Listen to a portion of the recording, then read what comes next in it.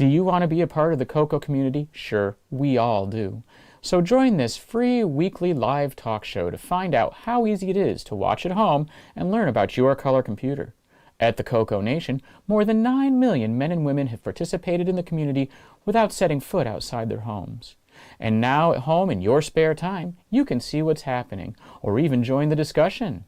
Choose from any one of these segments: panel intros, project updates, acquisitions, Coco thoughts, featured interviews and events, the Game On Challenge, news, Ron's Garage, Coco commercials, show coverage, panel goodbyes, or you can join one of our extra shows. You can choose from the Game On Challenge Live or Coco Tech. Join the CoCoNation right now. Click the link for the free information TJBChris spoke about. Then decide if you want to watch the CoCoNation Live Show, the world's leading live weekly talk show featuring the Tandy Color computer, its siblings, cousins, and red-headed stepchildren. Visit thecoconation.com. There is no obligation and no salesman will visit you. Visit thecoconation.com.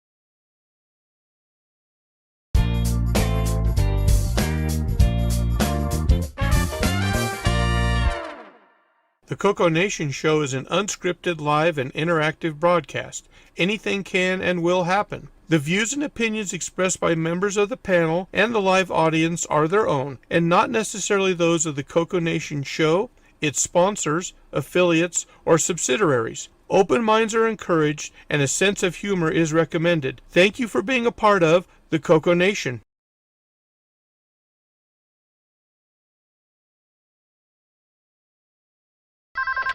Radio Shack? Okay. What? The 80s called.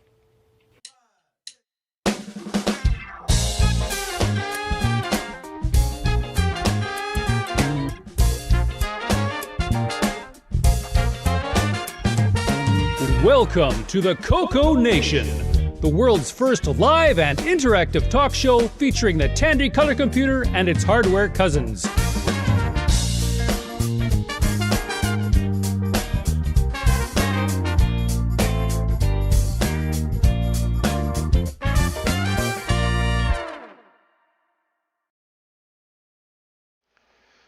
Hello, everybody. Welcome to the CoCoNation Show, episode 457.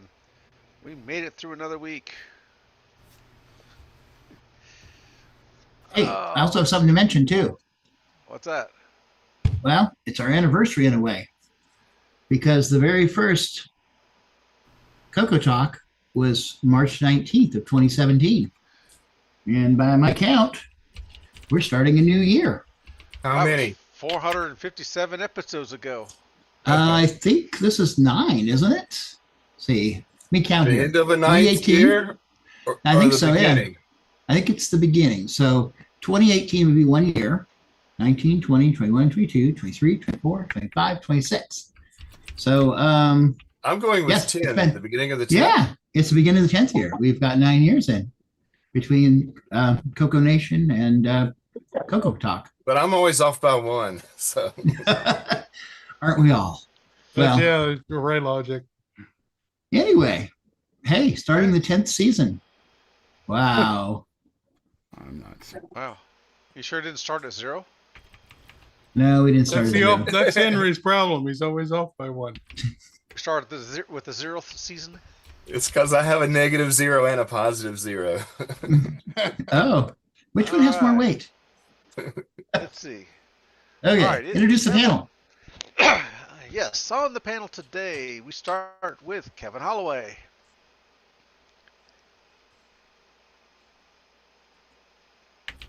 Hi, Kevin. It's the little red button says mute. Use the vowel. Space bar. There we go. All right, Okay, next great up stuff. is yours truly, the button pusher. And we got Sloopy Malibu. Greetings and sanitations, all. Hello. Now, if you only dance like Sloopy.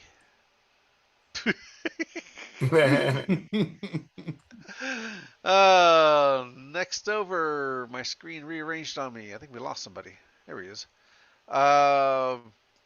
Marco. Hey, glad to be here. Yay, year 10. All right, next row we got Ron Deluxe. Hey, glad to be here. And Henry Strickland. Hey there, I got stuff to show you. And Rick Euland. Okay. He's trapped in a box. And next over we got Bob Emery. Howdy, folks. Welcome to the show. Hey, Bob. Hey. All right, on the last row we got Brian, the Music Man. Hello, everybody. Full of music and waiting for that CoCoFEST. Just about come. Hey, glad you're here, Brian. Fantastic.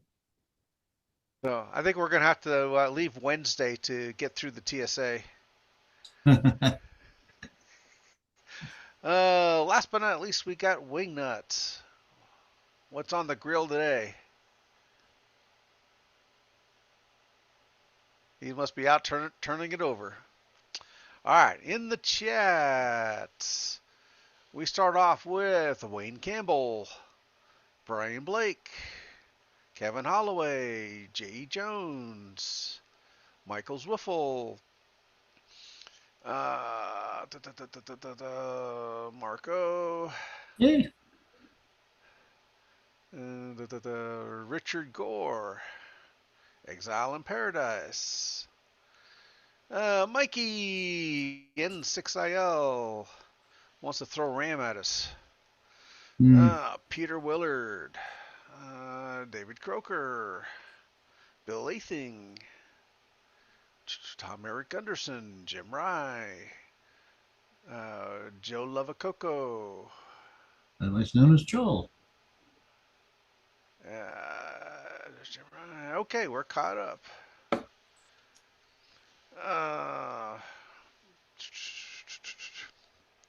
All right.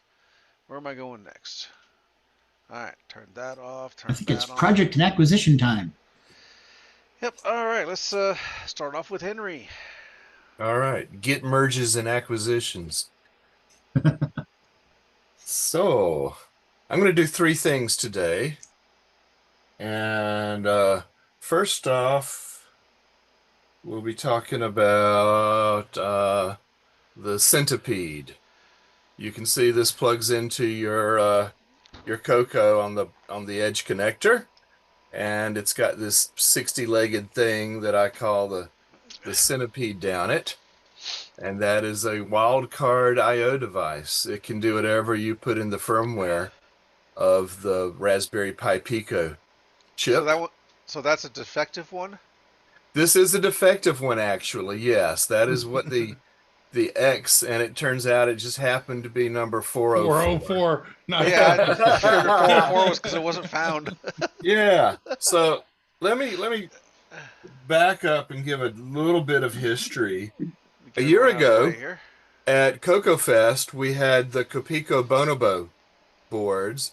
A year before that, there was the Aardvark, and the Aardvark was the first to demonstrate what I called spoon feeding. Instead of having all the address lines and doing a boot ROM, it was able to trick the CPU at reset time to stick stuff into memory and execute it.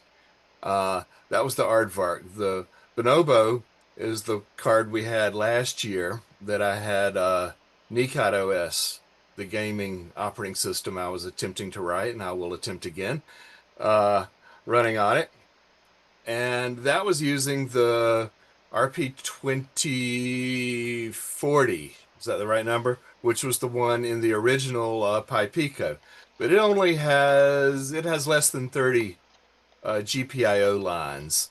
And that's not enough to cover all the lines on a 6809 bus, where you have 16 address lines, 8 data bus lines, plus a bunch of extra signals. Some are real important, like read write, and others you may use rarely, like interrupts, but it's nice to have them all.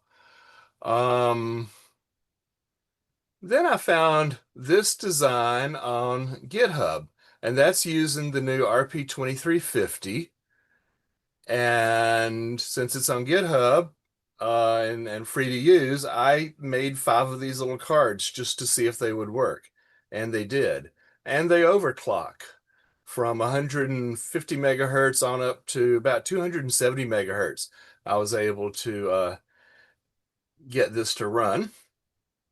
And then I prototyped it onto one of these to put it on the 8-bit bus and get some experience with the actual Coco bus and emulating devices. And then I made the round before this one, or I made this one next, and it still needs a couple of bodge wires on it. Up here is where I was figuring out whether I should run the E and the Q clocks through Schmidt triggers to clean up those signals before they get to the microcontroller. And the answer is yes. Run your E and your Q through a Schmidt trigger, or design your own hysteresis on the input of a gate or something to clean those up.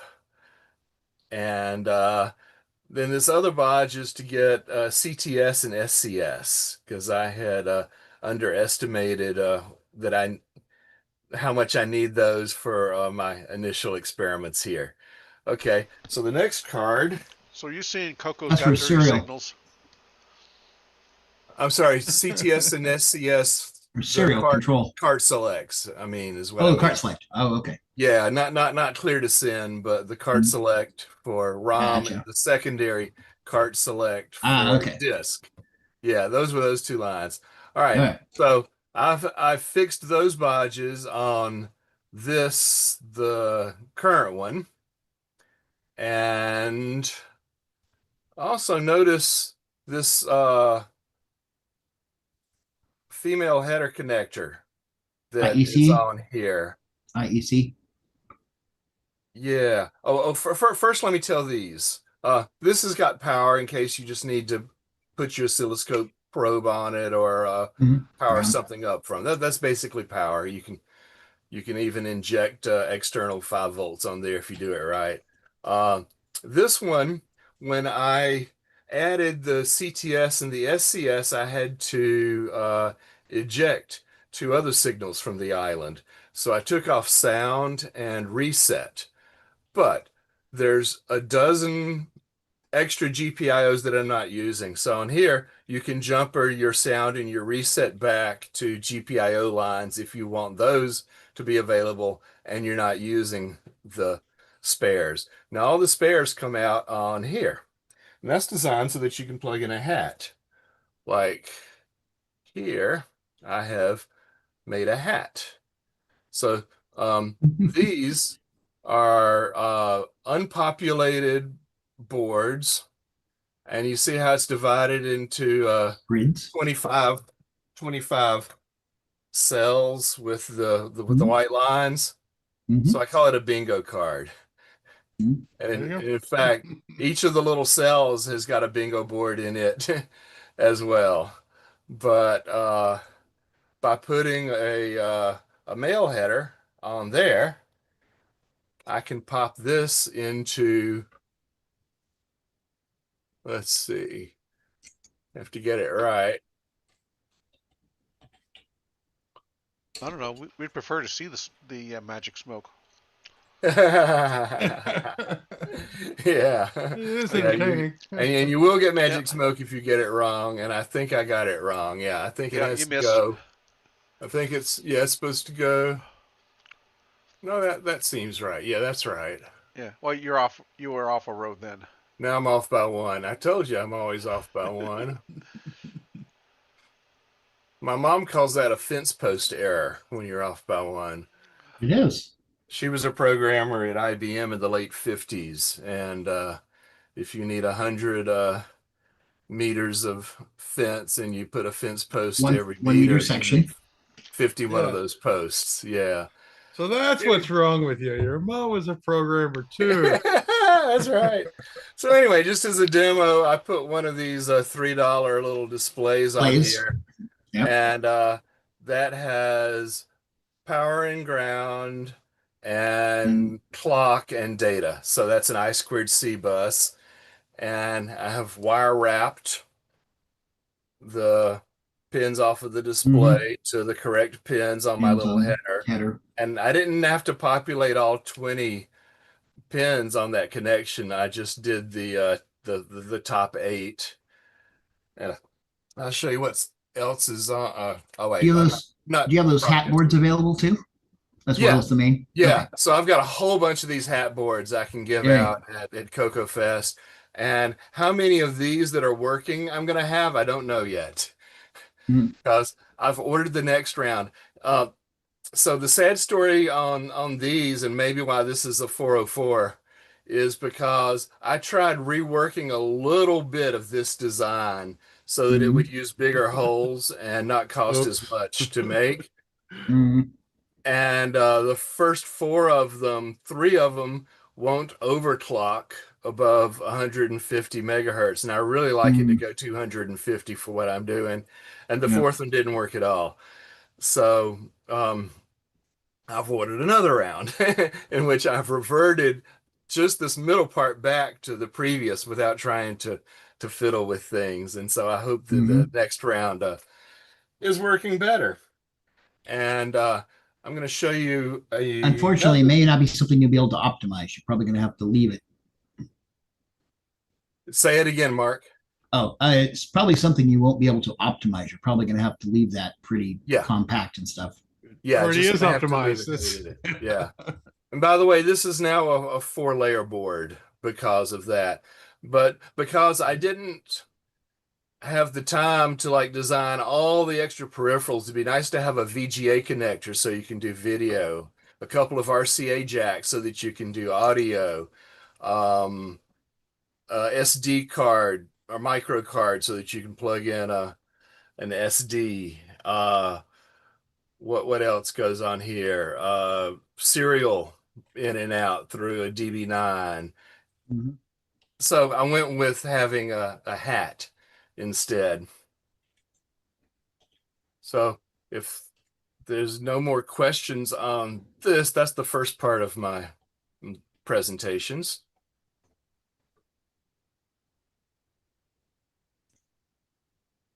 And I'll show looking forward to it. I'll show you that in a little more action in the third part of my presentation. Now I'm going to do the second part, which is talking about my P Mode 1 editor again, which means I'm going to now share my screen.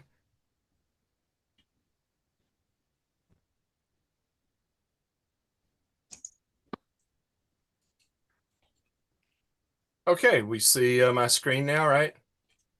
Yeah. Yes. Yeah. Okay.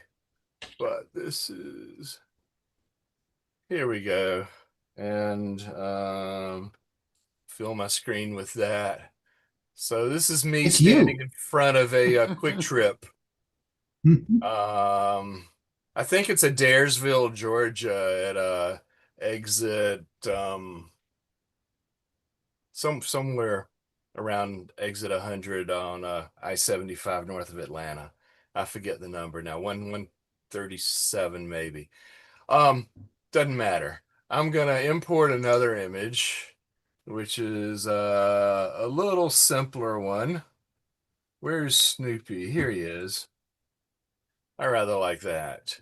And I'm gonna, there's no reason for these borders to be blue on the edge, so I'm gonna choose green over here and spill the bucket and make that green and make that green. And in this top corner, we've added more. Oh, that's not flipping for me now. Let me change my window size and see if it'll. Oh yeah, they popped down. We can export as ping, as C, as ASM. I've added binary and I've added basic, which is Radio Shack basic. So I'm going to show you what that export looks like. If you export this image as basic, what do you think it's going to have? There's a ton of data statements, or Yeah, no. no? Is it draws and stuff? It's a draws and stuff. Yeah. Wow. Cool. All right. So save that and then open it up so we can see what it looks like. And maximize and turn off spell checking. And there you go. So the top is a P mode, and it says that clear it to color 1 with a PCLS 1. You're a little squeezed right now. If you could magnify this about 10,000%, it would. Yeah. There we go. Text. All right. So anyway, there's the P class and stuff on the top line, and then the bottom line is it gets stuck. And my AI intern wrote this for me, and I told the intern to start at line 1000, and that should be easy enough to change to different numbers if you need to.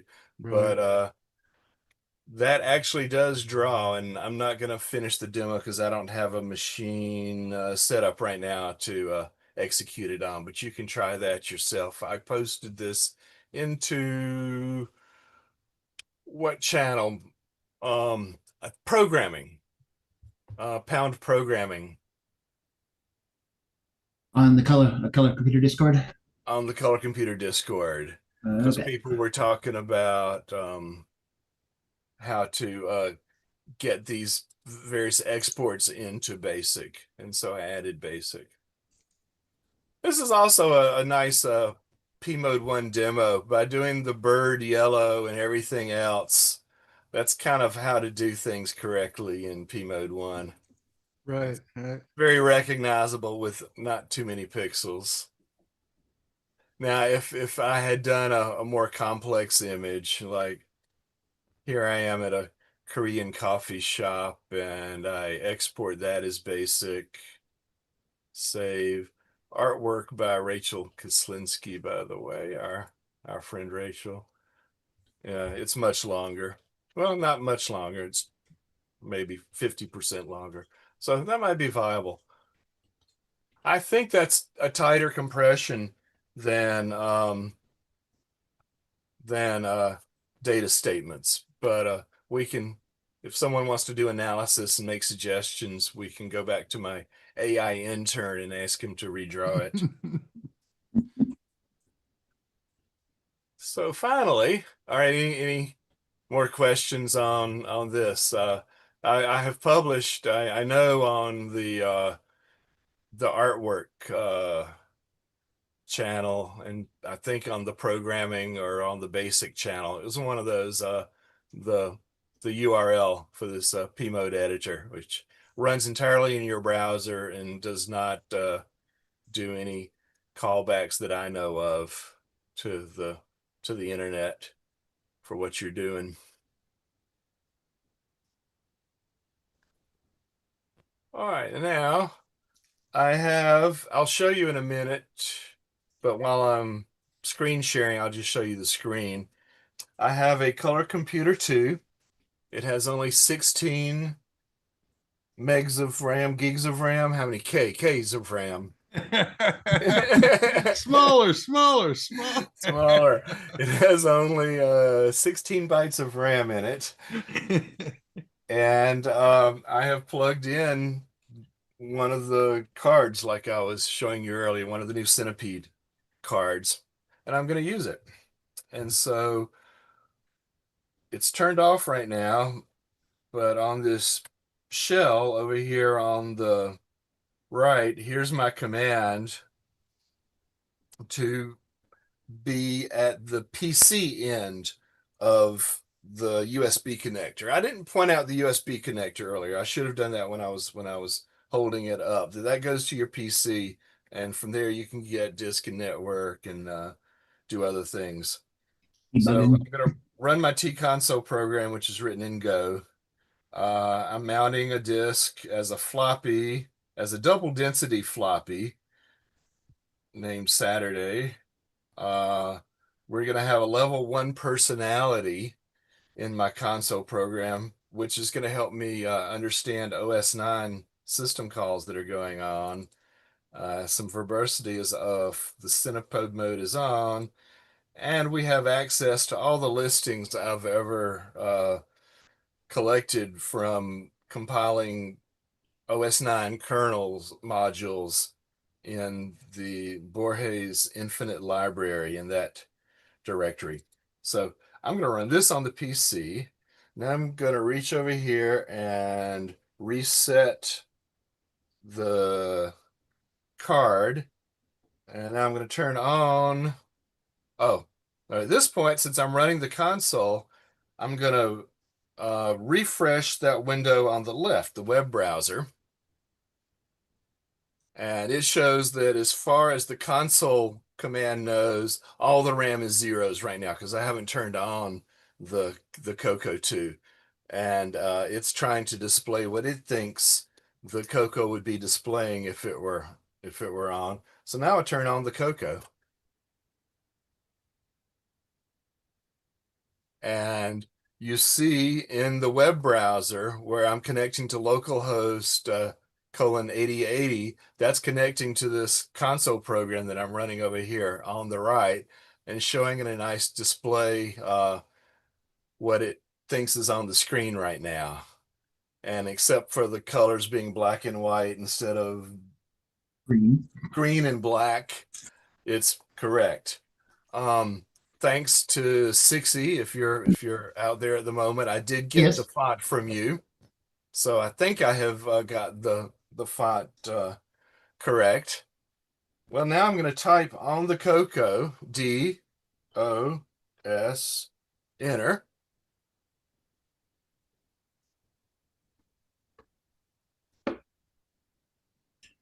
And you see all the disk activity going on the right. Those are reading disk sectors. Oh no. Oh, this one crashed sooner than I was expecting. What have I done wrong? Infinite loop. Infinite loop, yeah. So you have a damaged disk? Don't run it on an Apple, damn it. So it's common in the OS 9 kernel that if you get to a state that you can't do anything else, you do a short branch to yourself and it just infinite loops. And so my code detects that. And so how is this working? The Centipede card is watching the bus on the Coco. It's providing the ROM that made it say it was disk basic. It's providing the RAM so that this machine now feels like it has 64K of RAM instead of just 16K that it actually has.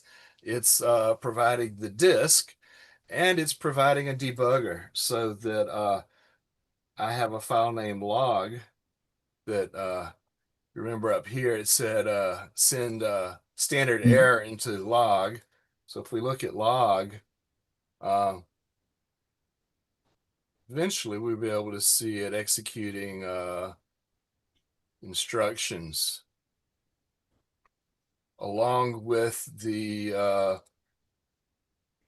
assembly language and the comments from whatever module it's executing in, and it knows how to figure out the modules. See, now we're in IO man, and these don't have any comments. It's just the assembly language at that point. And when there's a OS9 system call, it prints out a line like we're returning a block of 64 bytes of memory. It's block number 1 at this base address. And whenever we start an OS9 system call, I also have it print out all the modules that are in memory and what address range they take up, how big they are. So all of the writes that are going on the CoCo are being seen here, which gives me a view of what's in the RAM of it.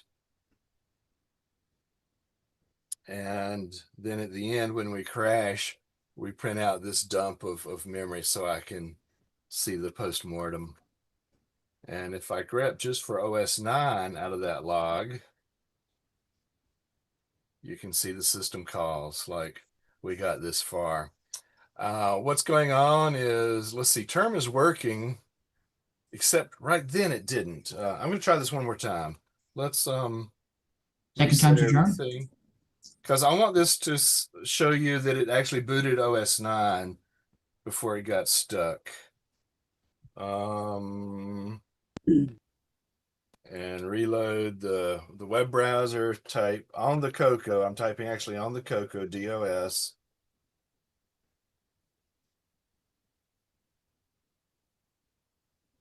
And you see disk activity over on the right. The fbang 80 means that it's doing a floppy command 80, which is read a sector. 1R18 means track 1, sector 18 is being read somewhere. Oh. Okay. So I have had a regression overnight. I'm going to stop and show you. Okay, stop sharing is up here. Stop sharing. And now I think you see my face again. Mm-hmm. And when it crashed, although on my screen I was seeing still the Nitrous 9 boot, over here on my CoCo, it had actually gone into Nitrous 9, and it was at the point that it's trying to find a shell. And the disk device is not being emulated. The floppy emulation in my, I should show you. There's the Centipede card plugged in. So what you're saying is it's having performance anxiety, so it's crashing. Yeah, it's having demo anxiety. Right, the demo gods have spoken. That is Thou shalt not launch a shell. That's a little extension card down here, and that is the Centipede stuck into it, and the USB is tethering over to my PC. But that's a splash screen if you can't see it very well. Nitrous 9, level 1 development, and after the splash screen, this is where it would be running the startup file if it could get to the disk. If it had a shell to run the startup. It had a shell to run with, yeah. So that's as far as I've got on debugging that. Oh, here's one more sneak preview. Now, I have no idea if this is going to work. Like say part 4. What is this? It's a PCB. Isn't it a ESP32? It looks like the footprint for one. That is the footprint for an ESP32 dev with the antenna. C, That's big. the kind that's being used by the FujiNet project and micro SD, and it's a hat for the Centipede. Cool. So it will. I've got it routing the serial in and serial out that currently is going to the physical bit banger serial port on the Coco. Well, I've got it wired going to GPIOs that can do serial on the Centipede card when you plug it into there. And so here's another good candidate for Magic Smoke. Yeah, Magic Smoke. Plug them together. I'm off by one, but anyway, there's a good candidate for doing fast, hopefully solid FujiNet. I've been looking at that goofy design. Why did they put the SD card and the USB jack on opposite sides of that dev card there? That thing. I made this card. Yeah, no, I'm saying the SD card for that. FujiNet? The SMT32 or whatever, the module that you've got. ESP32. That little, the ESP, that little bump is where the SD card sticks out. No, this little in the bump middle of the is where the antenna goes. That's the antenna goes. That's where the antenna goes? Yeah. Okay. The USB should be on the end of the card edge. Well, yeah, and the USB's on the other end. Okay, so that's the antenna in the middle. Yeah, it's the antenna in the middle, and then I put the SD card up here because I thought there was room. Oh, right. But I mean, I based this. I took their schematic from the bit banger board, Rev 0000, and I deleted the parts I didn't want and kept the rest as close as I could to what they have done. So, and even after we plug in our ESP here, we've got extra bodge rows that you could put pins in and do stuff with. What if I want to put a kludge in there instead of a bodge? I don't support kludges yet, so see if you can find your kludge to bodge filter program. Right, run that. I don't do bodges. What I think is most interesting about this is you're putting 2 processors with 10 to 15 times the processing power of the Coco as a peripheral to the Coco. Right? Of course. And 100th the cost. I understand that, but let me point out that having coprocessors on mainframes, peripheral processing units on your cyber, microcontrollers on your earliest Ethernet cards. I understand that it's not a surprise. Yeah. So it's just now the peripheral controllers are more powerful than the main CPU. But it's getting closer to your 8-bit retro computer than you're comfortable with. You'd rather the Zoom session and your Coco be separated by a couple of feet, and now they're a few inches away from a modern processor. I demand my air gap. Now it's sort of like the first laser printer from Apple. It ran a 12 megahertz 68,000, which connected to a computer with an 8 megahertz 68,000. Right. Wow. Okay. Where am I? Is that all you had in there, Henry? That's enough for now. Yeah. Okay. All right, Rick, what you got? Okay, so on a lighter note, last Saturday's show, it was sunny and green grass outside, much like it is now. Tuesday morning, we had this. Hold on. Okay, there we go. Oh, beautiful. What is that? Well, that's our wonderful snowstorm on Monday. Oh, you can keep that. I love seeing that in other states. Right. And so, Yeah, right. That's beautiful, Rick. It looks great in pictures. I've got to tell you, I put the Snowco gauge out to see how big it was, but I couldn't find it. It's under the snow somewhere. It's in there someplace. And that was one flipping day. Monday did all of this, and then Tuesday we had to, of course, dig our way out the whole neighborhood. Oh, does that make you want ice cream? It makes me want to. I miss Texas sometimes. No, fun is when Texas gets that. Oh my God! Texas gets a quarter inch, and it's closed. I know. I've lived it. I mean, that'll do it. So anyway, I never really got much done this week because I've been shoveling, but thought it was an interesting contrast. And now, if you look outside, it's sunny. The birds are singing. The bees are flying. And the grass is growing. That rose bush is budding out. So did that all go away since Monday?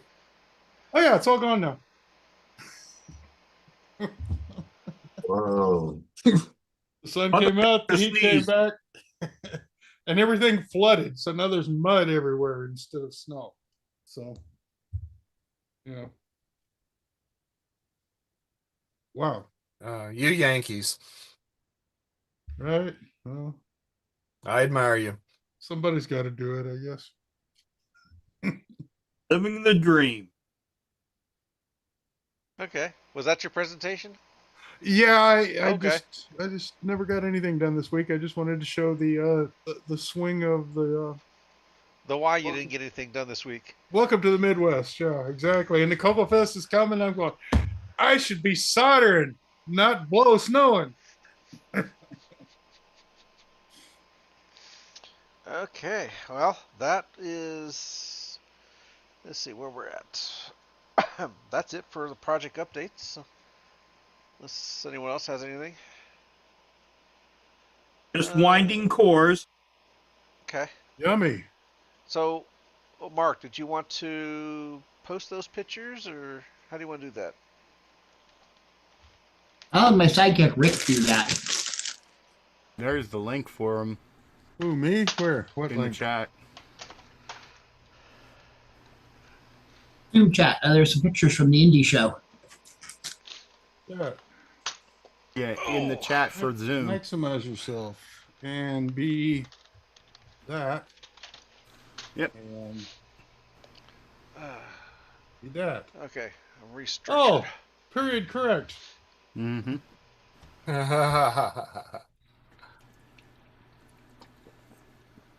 Okay, well, I'll just sit here until someone tells me what to do. That's interesting because it's the decor of that room is more early 70s and the game is mid 70s. Some people change their computer games more often than their decor. Yeah, you keep the couch for a while. You know? Yeah, I have no room to talk. My parents' living room rug was 3-inch thick Golden Harvest shag up until right. early 80s. But did you have it in the bathroom as well? I don't think I've ever seen a carpet like that. That's hotel closet. That's hotel closet. And it most certainly had a unique smell. The golden shag we can all remember, yes. Yeah. So which Pong console is this? That looks like a Telstar. Telstar? Something like, like a Sears, early one. Yeah. Hey, I still have... Is it discrete? Is it TTL logic playing, or does it have a microcontroller? I mean, no, it's the Pong. It's the Pong IC. The Pongo chip. Yeah, it's a Pong chip. Okay. Yeah, there was a chip that was made by GC that played Pong in several other different games, and roughly 762 different companies. Exactly. They all had the same 6 switches for how many paddles and. Yep. And it also had the light gun mode, but a lot of them didn't include the light gun in the games. Now, can that chip be redeployed to cryptocurrencies? No. Theoretically, if you had enough of them. Although it can be redeployed for torture if you don't like Pong. Oh, I suppose. Okay, so that's Pong on silicon then instead of on TTL. Yeah. Again, it doesn't have a what we would consider a general purpose computer on that chip. That is correct. Just laid out in silicon with flip flops and gates and keeping the state and. Yeah, they just took all the TTL, put it in a single IC, and then released it as a chip. And yeah, every mother's son sold a Pong game. Yeah, like 90%, 90 to 95% of Pong units you see have that chip in it. So for whatever reason, YouTube gave me a video recently of the guy from Texas Instrument who was the designer of chips like that, who then, as a result of doing those projects, came out with the TMS 1000, the first computer on a chip. Okay. Because then he did a microprocessor, RAM, ROM, all in one chip. As a result of having to go and design all these different custom chips. Pong on a chip. Yeah, I can do a whole dang computer on a chip, can't I? Yeah, and then just do the software. So that's chips like this Pong is what kind of led to him to design the TMS 1000. Okay. I have no script, so what's next? Find there's more. Dig up the Indy there's pictures. about seven. There's about 7 or 8 pictures there. Yeah, there's a bunch of pictures here. I thought that was just. I don't know what they are. This is the Indy show. Here's the setup. Okay, I thought that was. I thought that was your living room there, Rick. Ooh, there's an Atari 800 and an Atari 800 XL. There's a clear Apple II. Mm-hmm. There's one of those machines, and one of those machines. Oh, I see. That console was at the Indy show then. Yes. Probably. Yeah. Okay. That's why the hotel carpet underneath. Oh, okay. I thought that was your living room there, Rick. Oh, I wish. I could use some hotel carpet in this place, trust me. It's like the whole neighborhood came to visit him because of the snow, and they brought their retro computers. Right. They brought, and here's the backside view. Oh, there's a typewriter. Mm-hmm. That actually looks like a compact portable. One of the first ones. Typewriter's interfaced into that computer next to it. And Yeah. chugs along just nicely. Yeah, that's the compact. Okay. Looks like a compact. You know, all the attendees of these shows look all the same.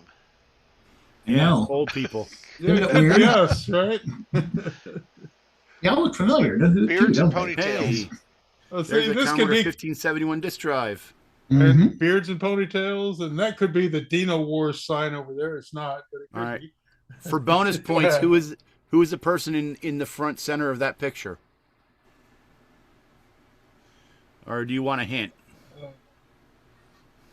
The guy in the gray jacket up and to the right? Uh-huh. That's his son. It's I not don't you. recognize the ponytail. No, it's not me. Is it Bert? No, that's Mark Gladson. It was that Commodore font that threw us off. We couldn't. Yeah, well, he's a kind of well-known Commodore person. Hey, there's a dragon and a Coco Yeah, we had a corner. And a Model 100. and a Model 100 Or 101. and a commode door. 128. Yeah. Hey, there's an Atari VCS box. Not so computer. I see a koala pad, too, over by the Yeah. Coco. Oh, that's just nasty. That's nasty. Mm, Oh, and then we're back to the other thing. So that's all the fun we can have here.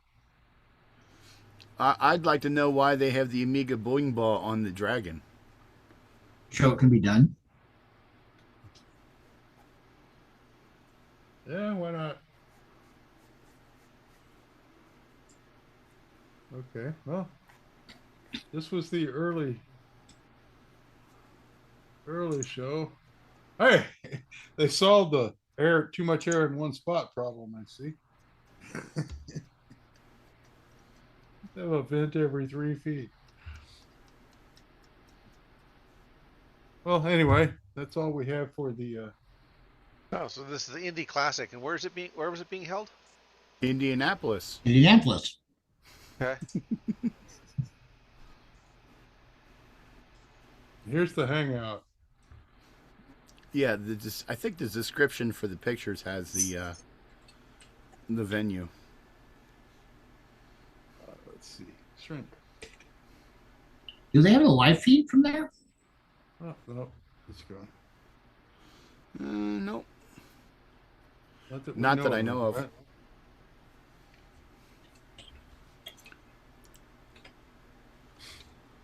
Okay. Next up, let's take our commercial break, and then we will look at the high score challenge, or the game on results. There's something like that. Yeah. So, Sloopy, you'll be up.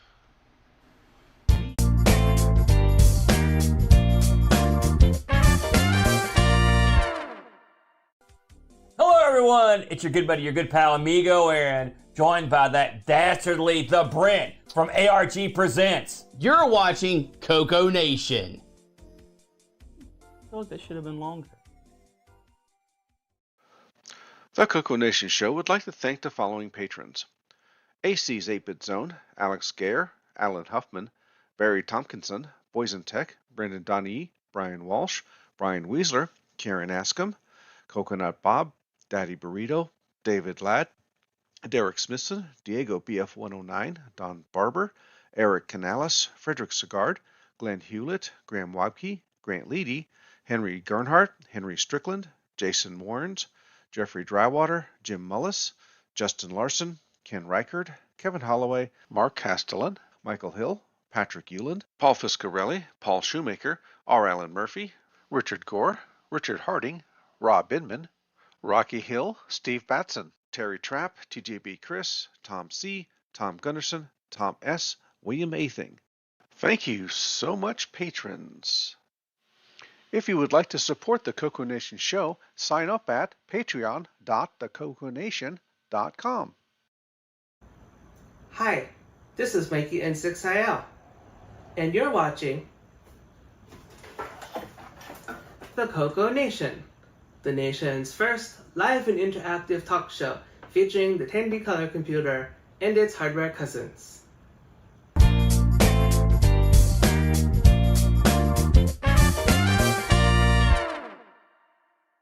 The CoCoNation would like to thank our Discord boosters: Boysen Tech, Captain Kirchhoff, Frederick Micro Hobbyist Sigard, Glenside Computer Club, Paul Fiscarelli, Paul Shoemaker, Richard G., and Wingnut 2626. Please consider joining Discord and visiting the welcome section to see what the community has to offer. Just go to discord.thecoconation.com. See you on Discord.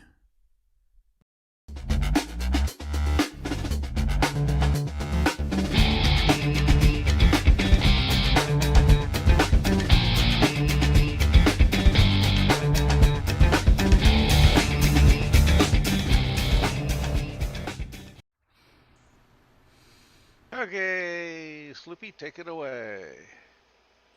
Sorry, I had to go get a beer. I'm not quite ready yet. Anything you can to drag this out. That's some good beer. Uh-huh. NW. All right. Let's share our screen. There, and click there. And watch everything go nuts as it moves all around. All right, now the command is drive 1 and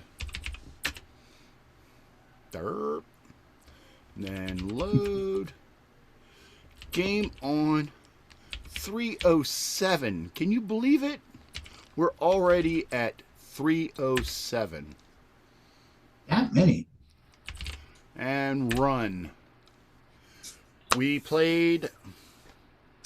Oh, I knew I forgot something. I forgot to change the date. AWASS? It is September. I mean, no. June 24th? It is March 21st, 2026. Or 26/3/21. So And It's we been a while played. since you've done this? So it's not 23? Yeah, it has been a while, hasn't it? I'm. Hey. I am not the sharpest pickle in the paper bag. Mm-hmm. All right. So we played AWASS by Photo with 14 alls. And in 14th place, we have a window over top of my score. Ed Rhodes with 1650. 13th place is Mark B with 1700. Yay! 12th was Mark Zweifel with 4480. 11th was Jim Rye with 4670. 10th was Retro Rick with 5640. 9th, Doug Venner with 8080. 8th was Coconut Bob with 9570. 7th was Sloopy with 10030. So that'd be 10,030. Too many zeros in there got me confuzzled. With your own score. Oh, no. It's like 32 Six. binary. Oh, Dr. Ted. What Six happened? with Dr. Ted with How 13,350. the mighty have fallen. Time for a wellness check. Yeah. Are you feeling all right, Dr. Ted? 5th is Shenley with 14,350. 4th is Canadian Retro Things with 16,250. I think he He's a beast. cheated. Yeah, he's AWOL, so you can just strike that. Yeah. 3rd is Richard B with 17,910. 2 is Erica with 19,510. And the number one all is. I knew I forgot something else. There's some things. We'll fix this in post. Yeah. Yeah. So who do you think number one is? Who's missing here? Who's left? Yeah. Buck Owens. No. No. Close. It is a person of note for the number one position. And the number one awe is Tazman with 35,530. So thanks for playing, and a salute to Tazman. Salute! All righty. We can close that. And so, any comments, words of criticism, easy for you to words of criticism or wisdom? Criticism and wisdom together is Chrisdom? Chrisdom, So, yes. so apparently you need to duck there, Sloopy, because you had dead RAM chips get tossed at you. I am. Oh, good. In the chat. Maybe I can make a. I can grab them, make a list of, make a bad sector list, like on a hard drive, and then you reuse them. You didn't say what the bad chips was from, though. Doesn't matter, From even if they're IBM. empty. Even if they're empty, RAM is still got to be better than what I have installed. DRAM? MT RAM. Micron Technology. They're well known for being empty. Empty. So, Idaho's finest. actually, I thought AWASS or AWASS was a quite good game. I wish I had played it more. I did have some issues here and there with it, with the controls, because at times they didn't seem intuitive. The arrow keys or the space bar? I think it was more the issue that you face the opposite direction that you move the floor in. Mm-hmm. Which is what gave me the biggest problems. I just thought of it as, I forgot to post my score, but I always thought of it as pulling the floor toward me. So whichever direction I'm facing, I'm going to pull the floor toward me. Yeah. Yeah, there were a couple noted people that actually played on the show and didn't post scores. I forgot. I think TJBChris played it. Oh, he did, but didn't he? Play a score or post a score. So, but anyone have any words of wisdom or tips or tricks for AWASS? Kill the ghosts with the bombs. Yeah. And learn patterns, because it's a very pattern-oriented game, like most of Indy games.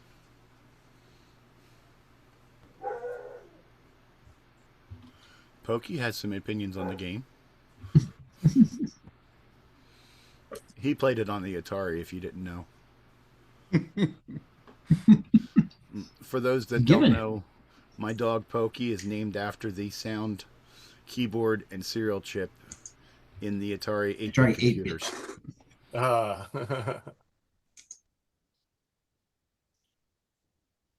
But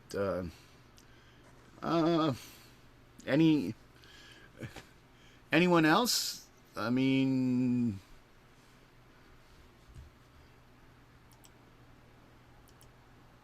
see what happens when Ken's not here. And sometimes Curtis.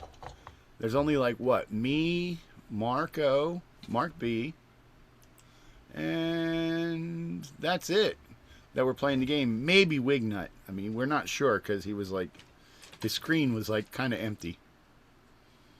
His office looked empty. Yeah. Sort of like he's got a flat nose right now. Richard Gore in the audience he said, if you go to the top half of a gap, you can slide the floor and get you over the gap. That's right. The narrow gaps. You can slide it. You can jump over it, basically. Yeah, the single width gaps, you could do that. But I just never was able to be too consistent at it myself. I got it to work a few times. Yeah, Richard said he was there too on Thursday. And thank you for showing up, Richard. He was there. Yes. You won't get yelled at this week. Yeah.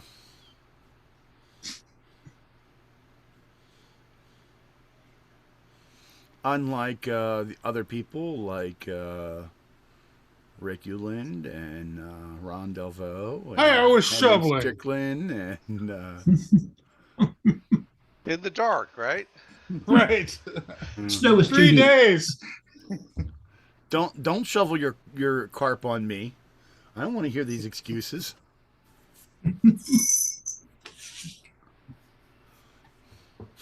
All right. So then the other game that we had was what was the other game we had?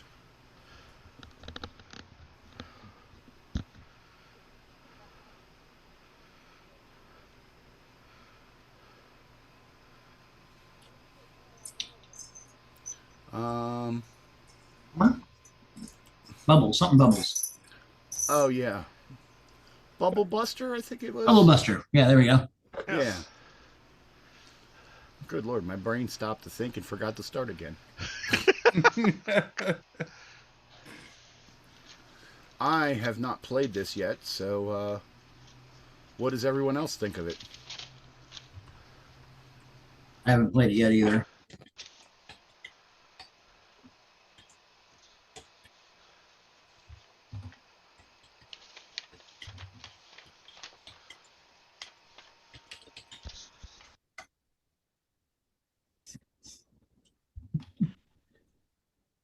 Hey, there's a Curtis. This is why you people should be there, so that we can get some information on these games.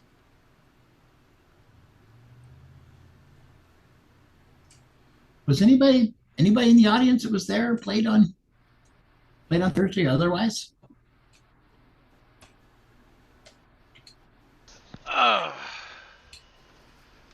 Let's see. I think I played Bubble Buster, I believe. I played it. I mean, it was a Bomberman type of clone. Which is not this game we're seeing. Nope.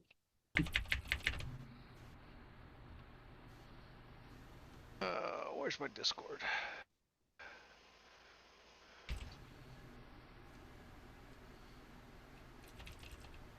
I don't know. I think we're all brain fried today for some reason. Kinda. Okay, let's see. Game on challenge. So no one played it. Not much. I managed to get 1105 on it. So what? How do you feel about the game? Give me some tips and tricks. Gotta catch all the things that fall down. Like a lot of games. It's the things. Yeah, I'm still looking at. I need a better controller, honestly. So for games like this style controller really doesn't quite do it. I mean, it's analog, yeah, right. but I need a stick for that type of thing, and this something is just not quite. Not enough dexterity in just the thumb. So what you're saying is the best controller for this game would be something like this? Yeah, something like that.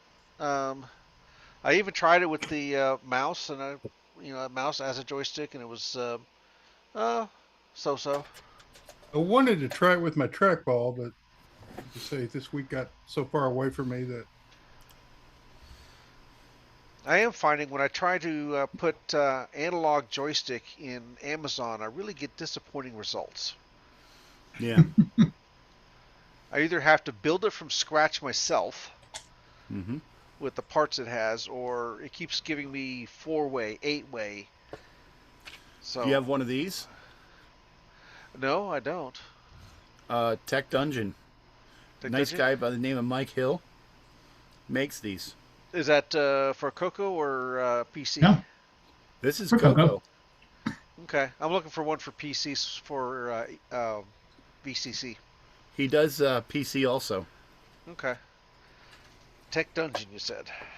Yeah, Mike Hill. You've had him on the show. Been to CoCoFEST before. Yeah, he's on the Discord. You know, if he's on well, you know what? I'm not going to make a promise. This is on the air and live and recorded, so. Yeah. I'm not going to make a promise I can't keep. Yes, you can. He should be at CoCoFEST. Okay, I'll have to look him up. Yeah, I'm trying to remember what his name is on the Discord. So, I'm assuming the ones that, like the Thrustmaster or the joysticks that are used for the flight simulators are analog, but I can't be sure. Yeah.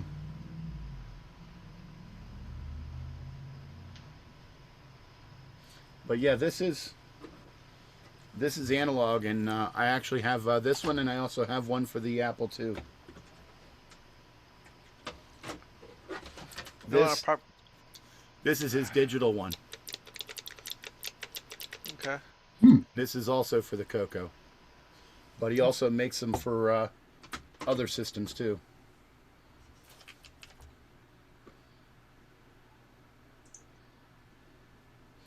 So, good Lord, I can't find his name. Contact info? Well, his name, it's his website is techdungeon.xyz. Okay. All right, so let's look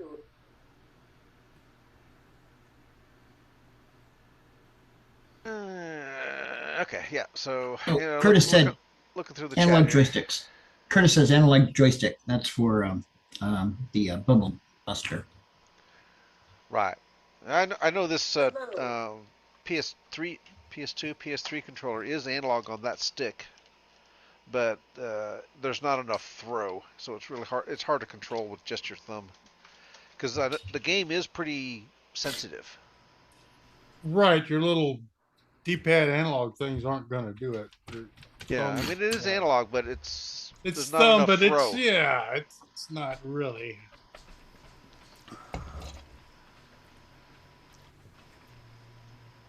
Why am I like? Interesting. Okay. Before we digress further.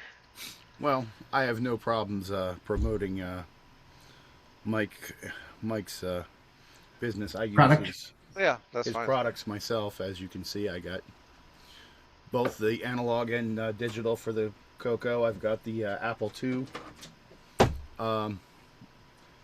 joystick he has, and I actually have a coaster, a 6809 coaster from him. So, but yeah, remember Mike, my check in the mail. But yeah, no one seems to have really played the Bubble Buster, so let's go over to the let's see. Game On Challenge Live then. I mean, there are some scores on Discord for Bubble Buster. Not many. Yeah. We got Jim Rye, myself, Coconut Bob. Yeah. David Lord, that is analog, but it needs to be changed slightly so that it would work on the Coco or the PC, because the game port isn't really used on PCs anymore. You'd need a USB adapter.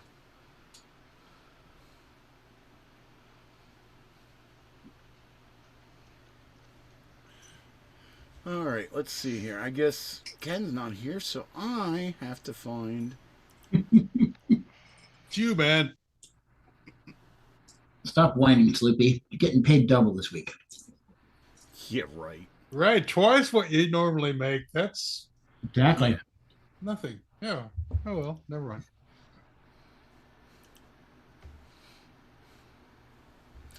All righty, now let's see here.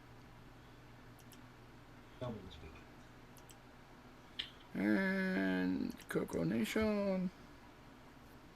And live.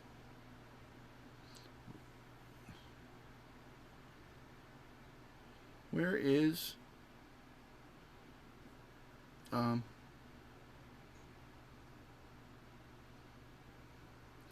it didn't update the Thugamagiggies. Need me to find it?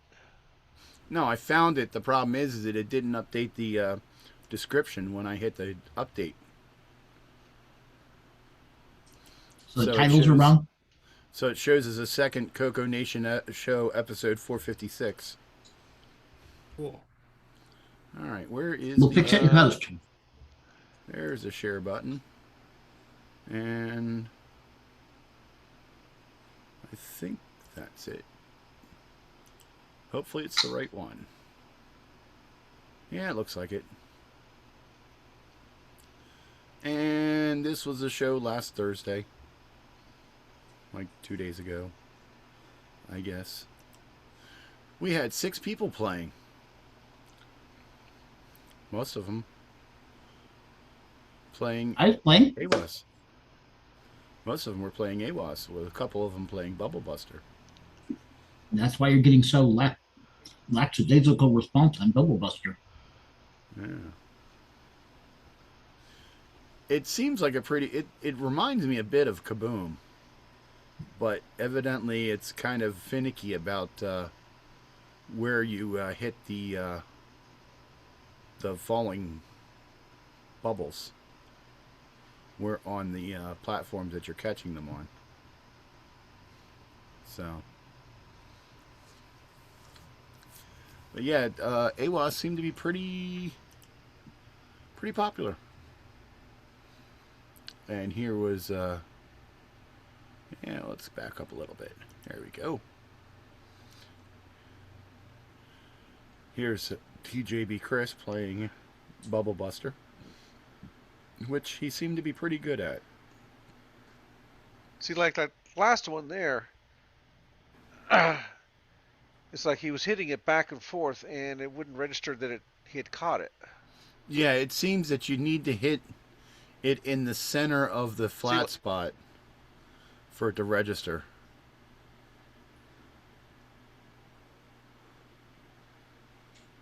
I mean, you can catch it on any of them, but it has to hit on the center for it to actually that was count. too fast because I thought I saw it just catch it on the edge. Yeah.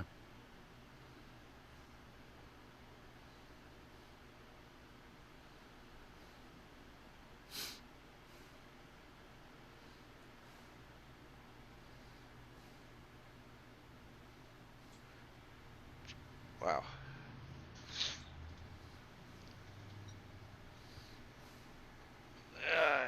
I want to be like TJBChris when I grow up. That's gonna be. He's pretty good. He's rocking it. Mm-hmm.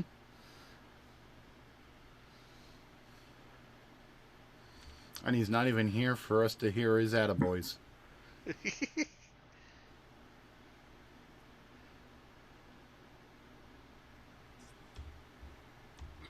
So, let's see here. Oh, we actually went up to 8. Yep, we actually had 8 people playing at one time.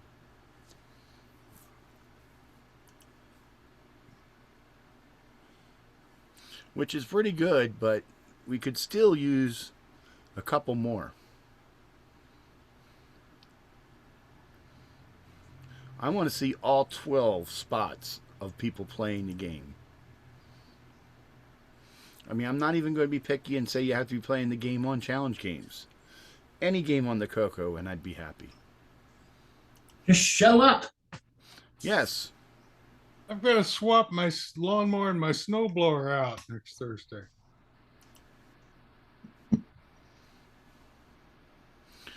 No, just say no to grass. Don't forget to summarize your snowblower. Summarize the snowblower and Yeah, summarize it in a sentence or two. Sucks. I'm not going to respond to that one because Frosty and...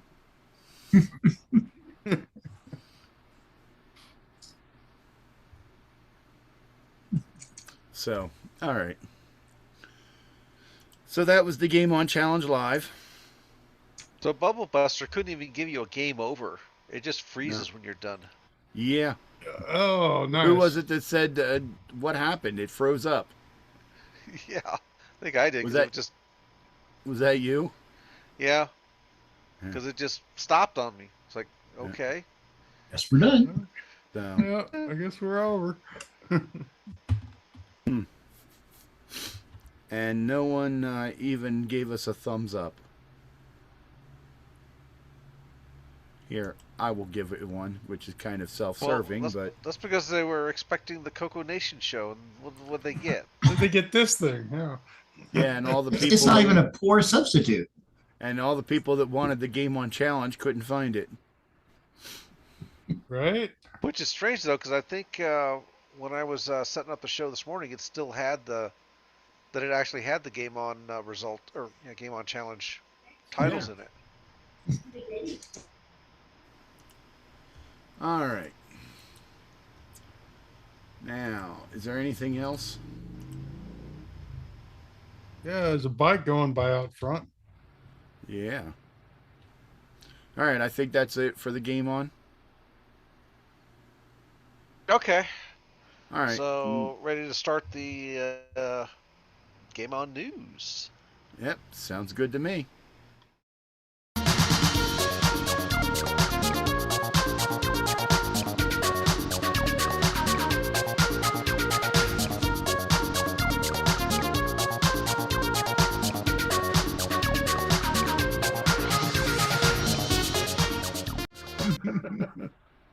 Oops. I was wondering when someone was going to pick up on that.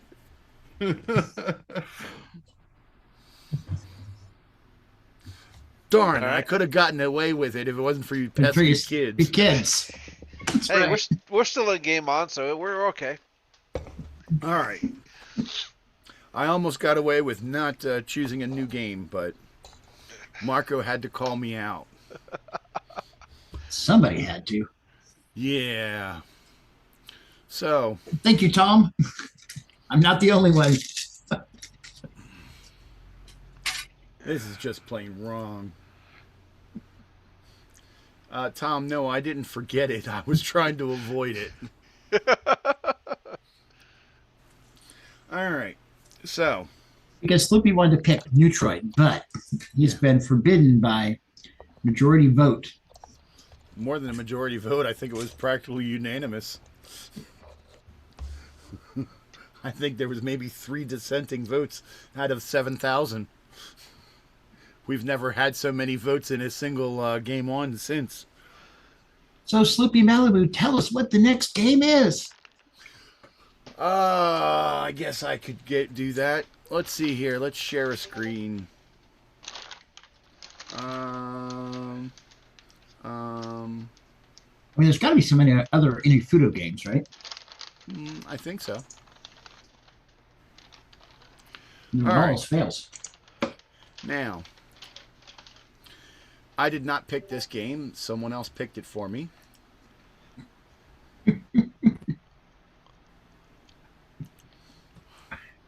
So if we show up with the pitchforks and torches, are you going to direct us to the right person? Yes. Okay. Well, I just had an evil thought. Maybe we should have 2 new games. Yes, 2 new games. Ooh, stirring the pot. Ken will love you for that. Or another Frogger thing where it's like every version of Frogger. No. It'd be every version of Joust / Lancer / Buzzardbait / Flying Birds. Okay, what is it, Slippy? It is this. Another cassette game. Astro Blast. Astro Blast by Chromaset. And the person to give the evil eye to, if you don't care much for it, is Retro Rick. Thank you, Retro Rick, for recommending this game. Now, the reason why I say that is because I know this was considered at one time in the past, and I don't remember why it wasn't chosen. So... I don't see a... Oh, there's a score. Yeah, I don't remember why it wasn't chosen. So we're about to find out, as you're saying? Yes. That's a basic game. Written in BASIC. Yeah, I wanted to go with something else, and I was thinking of something else that was recommended to me by someone else, but... Retro Rick said, hey, this is a great game. Let's play it. So I was like, all right, just for you.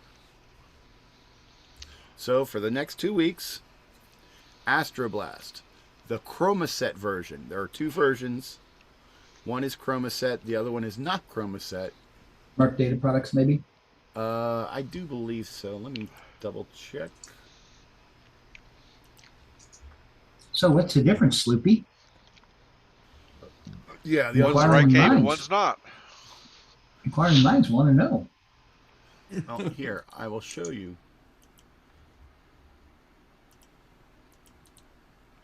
I'm showing the wrong version. This is the wrong version. Yes. This is the right version. Gotcha. Semi-graphics. Wrong version. Right version. But there's no Coco 3 version of the right version, only the wrong version. I'm sorry. Hey, if you want to play the wrong version and post a score for it, I'm not going to stop you. You're going to put me right immediately at the bottom, no matter how many points I get. Got it. You can post all your scores that you want.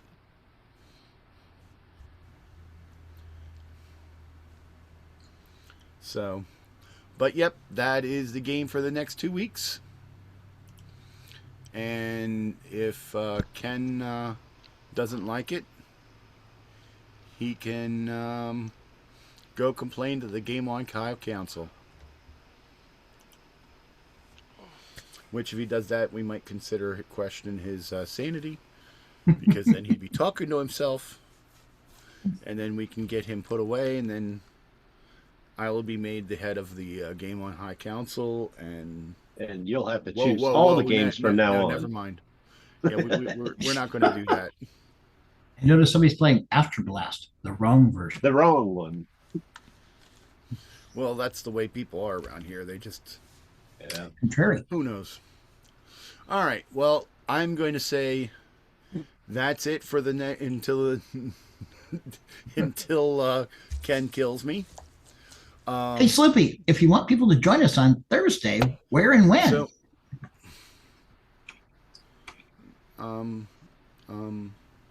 we're still doing that joining I was thing? working through the script in my head, and you completely lost me on there. Oh, I'm sorry. Do you know how easy it is to cornfuzzle me?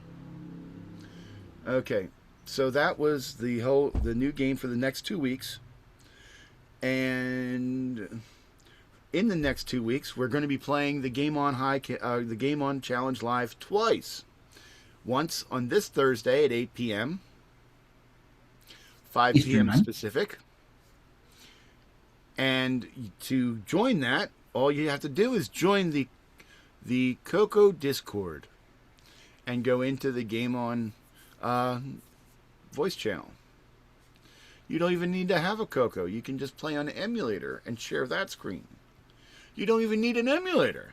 You can go to the Coco archive, the Color Computer archive, and play in a window. A web browser. And share that. So it's easy. There's no excuse for you not to do it. And you can even BYOB. I suggest A&W because it's the best kind of beer there is. Mm-hmm. My favorite root beer. It's my favorite beer, period. If I put it into a square glass, though, it tastes disgusting. And then we can enjoy our Game On Challenge live. Then the following week, there'll be another Game On Challenge on Thursday that will be finishing up this game of Astro Blast from Chromaset. So join us for the Game On Challenge live. I'm looking at you and you and you for not being there last week or the week before, the week before, or the week before. So you'll be there next week. Notice how they all look at their screens guilty. Good. So I'm going to pass off the Game On challenge to the Game On News crew. Marco and Rick, take it away. Now you can roll that intro. I did the intro. Not that intro, the other intro. I did. Your screen's on. Okay. Rick, you fire up that first Game On news story.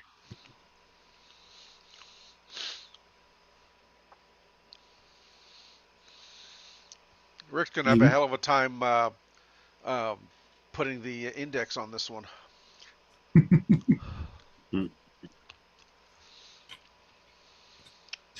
Okay, Rick, don't forget to share your screen. I think Rick wasn't ready. There we go. Yay. Okay. This fine, beautiful Saturday, the 21st of March, 2026, the beginning of our 10th season. By the way, I redid the math. We've done 9. This is our 10th season. Our first opening story here is Chronologically Gaming returns to the Coco in December of 1982. Remember that chronological gaming is basically going through and covering all the video games from all computers, at least computers, all different computers, from the beginning and chronologically through the ages. So he's up to the Coco, December 1982, with 2 games. First one is Revolution, Solo Pool, and Solo Pool. So, we got a little footage there to roll, Rick.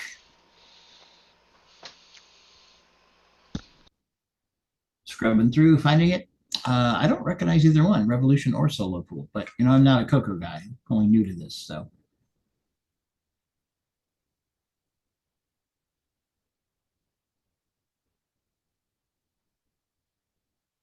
You all still there? Got very quiet at my end.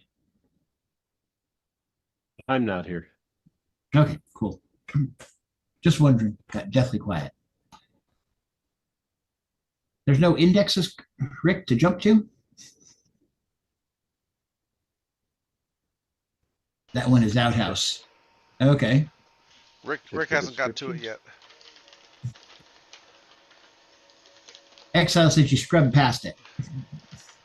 We don't hear Rick at all. Yeah. Okay, am I back? Screen. Yeah, you're back now. We can at least see your screen. Okay, well, the thing is, let's see, the link he gave me is this one. Revolution Solo. 1528S, and that dumps us here. Says the time index is 1528, so. Oh, so I don't have the full, yeah, say that, and then I'll know. 1528, or that's number of seconds. It's number of seconds, so. 1528. Divide by 60. Yeah, divide by 60, and then the remainder. Oh, now we got to do math. I'm not going to do math. I've got to click on things. Here's TRS-80 Outhouse. Let's see. Let's go down. That's got to be Model 1, though. ZX Spectrum. 25 minutes, 25 seconds. That sounds good. 25 minutes, 25 seconds. Sounds good. Yeah, I just realized that 1500 is like half of 3000, which would be. Yeah, there you go. Color computer. Revolution. Oh, excellent. Now it's time to play on the TRS-80 color computer, known as the Coco. This is Revolution. Do we have any sound? Yeah. Well, it's faint though. I don't think we're getting it through Zoom. We're getting it through your mic. Revolution, part of the Galactic Saga series. Let's turn on the good speakers. On the TRS-80 Better. Coco, the 177th video game we've played for this color computer. Now, this 177. We're all counting today. This game. It actually first showed up in the Rainbow magazine. First seen in the Sales Girls. September issue 1982. Revolution is the commercial expanded evolution of the earlier program called The Track, which first appeared in the September 1982 issue of Rainbow magazine by the same developer. The original version was designed to run on just 16K of RAM from cassette and already stood out by allow. We're driving a VW at Boro, and we can select these options. Interesting, it has menu options for a driving game. If you want to pick another car, sure. Push number 3. Ooh. You can pick between all 4 of the cars. VW is the slowest one, easy to work with. Porsche is a little bit faster. Lotus is faster. Let's go with a Porsche. Push number 2, so it says now we're driving a Porsche, and we're at Boro. Let's select another track. Push number 4, and you can see the additional inputs. You can do small nice nuances or tweaks. If you drive off the road, that's what happens. You can also pull back and stop. You can slow yourself down. So you can move back to slow yourself down. You can also move the joystick forwards and go fast. Whoa. So you can pick the speed because you have that analog joystick. For an earlier racing title, Who among us hasn't written a game like this in BASIC at some time in their career? Just to try it. Yep. This gameplay, because we played like this before. We'll go into the other options that it has. So go ahead and scrub up to the next one there, Rick. So as usual, please go to these people's games, watch the videos, let them get the credit, and of course, like the video if you think it's worthwhile. And I always recommend subscribing. That features a map or level editor within the game. Some of the more popular is a revolutionary game. All the games you can play right now on all phones. So the second one is called Solo Pool. Let's play some Solo Pool. Okay, must be Tom Mix. We don't have a lot of information for Solo Pool. This one is again only for the Coco, and it's the 177th game we played for the color computer. It's by Tom Mix Software, the 13th time we've seen this company doing games like Caterpillar Attack, Protectors, Birds, and the phenomenal Donkey King. Whoa, they're putting math. I mean, there's already physics with pool. Okay, here we go. Gameplay. Here, it's not responding. It did on my playtest, but now the action button is not doing a thing. We have to go farther back. The demo gods have spoken. Yeah, it's not responding. Let's see, try it again. All right, so ready, just go. Here we go.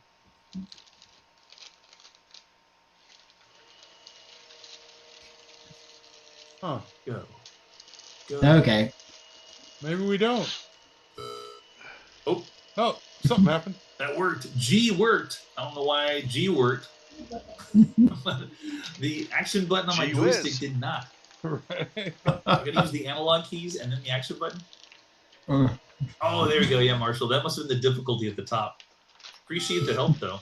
All right, so we'll just use half hybrid keyboard. Okay, so I want to aim for this bottom left corner where the 5 is. So that means I got to go up here. I got to aim and pull back away from it and then go.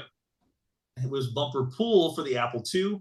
Then we also saw pull 400 and pull 1.5 on the Atari home computer, getting a little bit better. Ready and hit it. I can't recall playing any pool games on the Coco. I really don't. Okay, Rick, let's move on to the next story. We probably should. Yep. Okay, Amigos Retro Gaming. Brent and Aaron over at Amigos Retro Gaming released their latest Coco show, covering Warp Fighter 3D by the famed Steve Bjork. If What do you have to say about it? If there are any cues, just give them to me because I don't have any.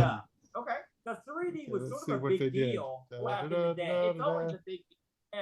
Okay. Now, how about Bassmaster Classic for the SNES, the Genesis? That was him. He did that one. How about Super Pitfall for the That's Coco? cool. Okay. Have we played this on the Game On? Had you ever played this one before? No. Really? Yep. Oh, that's right. There's blue-red glasses that are helpful. Back in the day. Oh, this is 3D. That's why it's the graphics. Yes, because you wear the glasses. Yeah. Oh man, I don't have my glasses with me. And we got the 3D This is a wasted demo. It really adds something to this game. But yeah, we can talk about it in a moment. So you to play this game, it helps if you've got your with your 3D glass. And also, this game requires a joystick. Oh man, we need joystick and 3D glasses. Also, you don't have to use the deluxe joystick. You can also use the Black Beauty. In 3D. So, anyway. Alrighty then. Once you get your joystick, get your 3D glasses on, it is time to play the game. Anyway, go watch the video. Give them some credits. This game has There you go. Moving along, Mr. Rick. Number 3. Attempts a gaming channel by LRU. Lazy. What is LRU? Lazy. No, it's not Lazy. I don't remember who LRU is. Posted a high score attempt of Slay the Nereis game from Tandy. It's a Centipede clone. I know we played this one on the Game On Challenge. And yeah, we've all seen this thing. Yeah, I remember. Actually, I think it went pretty smoothly, as I recall. It was a good game.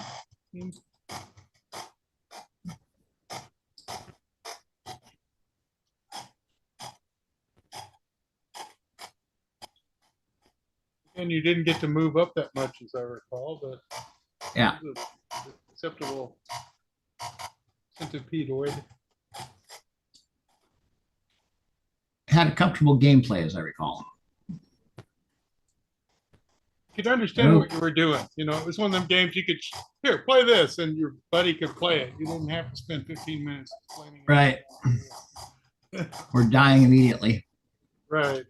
Okay, moving along. The Elemist on YouTube released another speedrun text adventure game from the first Rainbow Book of Adventure, this time with Lighthouse Adventure. And he's basically speedrunning it. Helps if you have a good map. You already know what you're doing, I'm going to guess, right? Yep. And like most text adventure games, what you see is what you get. Okay. Any comments here? Nope, no so far. Okay, let's move along since... Okay, and Retro Trailer 2 released a gameplay video of Zone 6, a recent Game on Challenge 3D game. Oh, yes, I remember this one. This is like Battle Zone. Or Stellar 7 we had on the Apple II. Yeah, it took a little bit. Luckily, I think we had a dramatic reading of the manual by Mark B. we were able to figure out that like some of the ones you're supposed to go after because they're good points to shoot at, and other things just got in the way.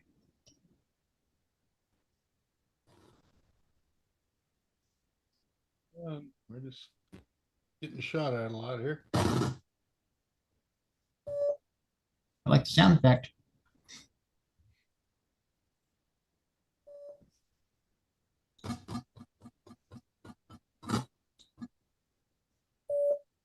Yeah, pretty good speed as I recall.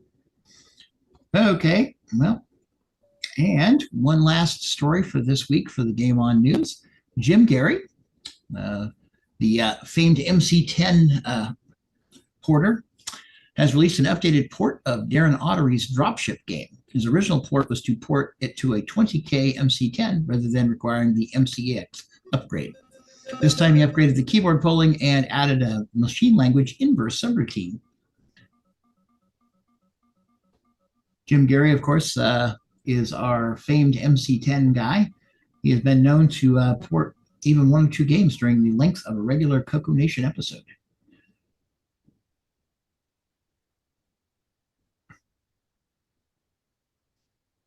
And he's already killed everything, so now what?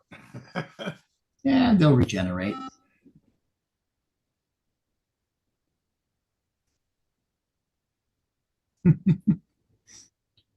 Okay, well, that wraps up this week's Game On news. So, Rick Hugh, let us loop up to the Dragon news so our friends in the UK can get to sleep at a reasonable time. Okay, ready for the intro for that. Hang on. Yeah, let's drag it on a really long time. When you want the latest in TRS-80, Tandy, Dragon, MC10, and all of their hardware cousins, no matter what it takes, or where news breaks, from around the world to your nation. The CoCoNation News with L. Curtis Boyle. Today's special guest presenter, Mark Overholzer. Okay. Okay, and the first story up here from Dragon News Worldwide. The World of Dragon forums have had a person diagnosing problems with the Dragon 64 they acquired and going through with other members and finding out about a satellite board that was in it originally. I guess it was not original, but it was in this. It was determined that it was one of Bob Hall's specifically modified Dragons with 128K of RAM and an MMU. Meant that it could run OS, it was determined, it could run OS 9 level 2. The bottom of this page, the post shows the satellite board. And this is the satellite board picture here. So basically a Dragon 64 that had an extra 64K and an MMU module. Oh, awesome. That's the stuff of nightmares.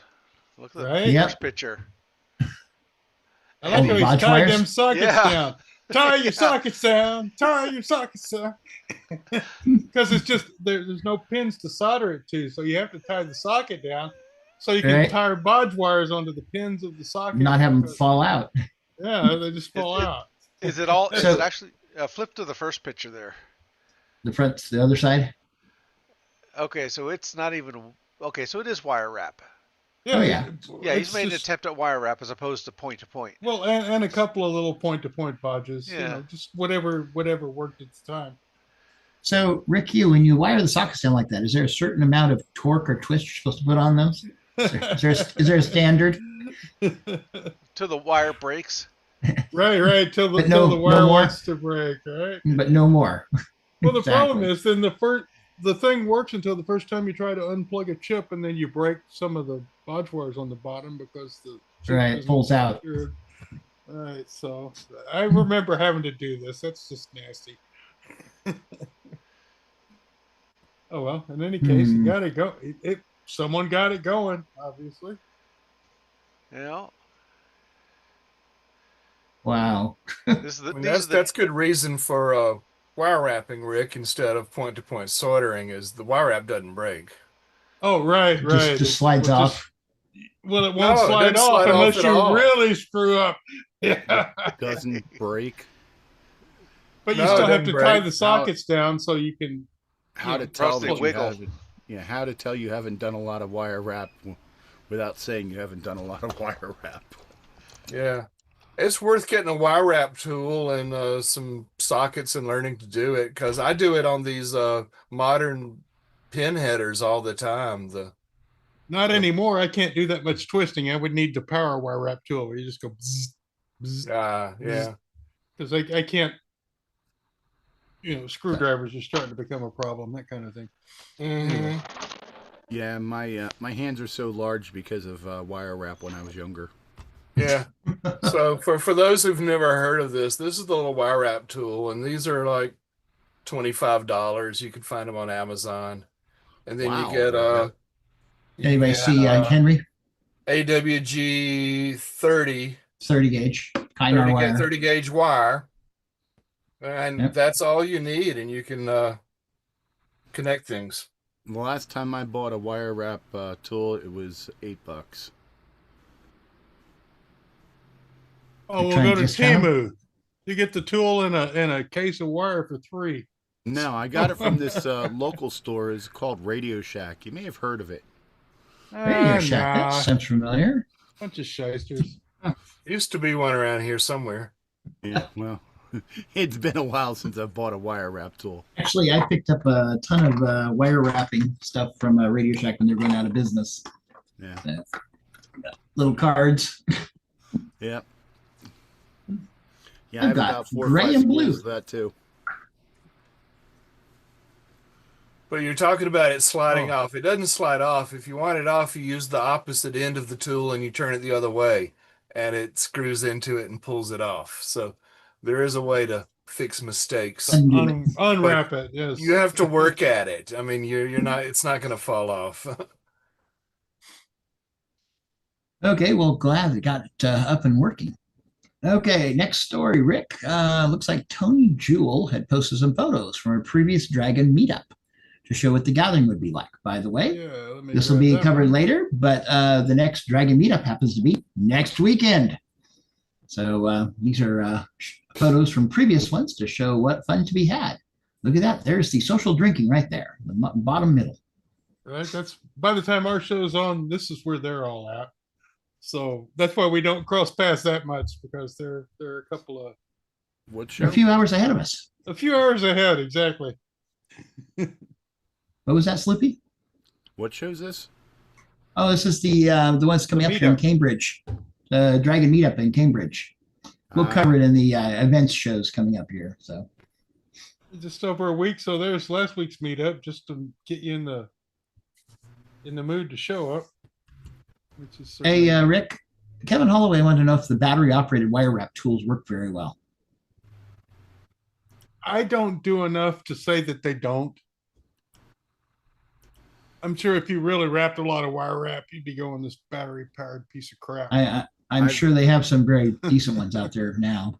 But I've yeah, used one like 30 years ago, and it was nice and all, but I'm so used to the manual that I didn't get one for myself. 30 years ago, I could just kind of take my thumb and finger and roll them against each other and wrap that sucker right down. And now my knuckles all go, no, you won't. Yeah, my fingers are not as pliable and agile, compliant as they used to be. Yep. Yeah, I've never used an electric one, so I can't comment, I'm afraid. Yeah, that's Mark. Yeah, my fingers usually reply by just giving me one of them. Yeah, exactly. Oh, look at all those dragons. All right. Let's see, what do we got? And some demos.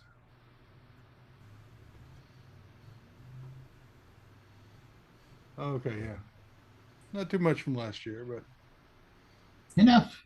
Let's see, where are we at? Moving on to the next story. You got them all? Okay.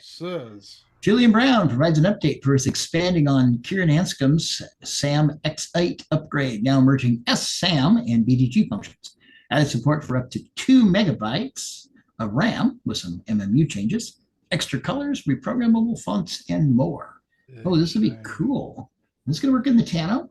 I'd be interested in one.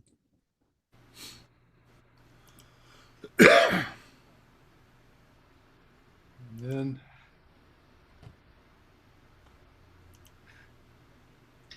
And that's the fourth post there. So did we get a good enough look at Julian Brown's board? Guess not much more to see than the design. oh no, that's all I had. Okay, Steve Goodwin. This is the fourth one. Okay. Steve Goodwin posted about. There we go. So Steve Goodwin is working on a ZX81 emulator. He's writing for the Dragon 64. He even showed a screenshot of it running 1K chess, originally written by David Holm. So some of us still have our ZX81s hanging around. And I remember 1K chess. 1K. Yep. That's all the RAM that was in the machine. It wasn't like the program was 1K. It was the whole damn machine had 1K. The ZX81 has an 8K ROM and a 1K of RAM. And if I remember right, mine was a kit. I believe it was two 512K chips. No, it was a 1024 by 4. Two of those. Yeah. Is it two of those? Oh, okay. Got it. Yeah. Two 4-bit chips. Two 4-bit ones. Okay. The Atari 2600 had slightly less RAM than 1K, and it actually showed graphics for the individual pieces. And it still kicked my butt. Right. I have yet to find a chess program I can beat. So, and I had a ZX81. It's amazing how many good things came out with the 1K ZX81. It was a nice little tool to have before I finally got my Apple IIe. So anyway, okay, and that wraps our Dragon news for this week. And let's move on, Rick, to the regular Coco 123 news. And I guess we have rolled the CP400 and other Brazilian clones into that as well. So okay, now I just have to find out where I'm at. Coco 123. Should be Jason Ross as our opening story. Yes, I have nothing that matches that.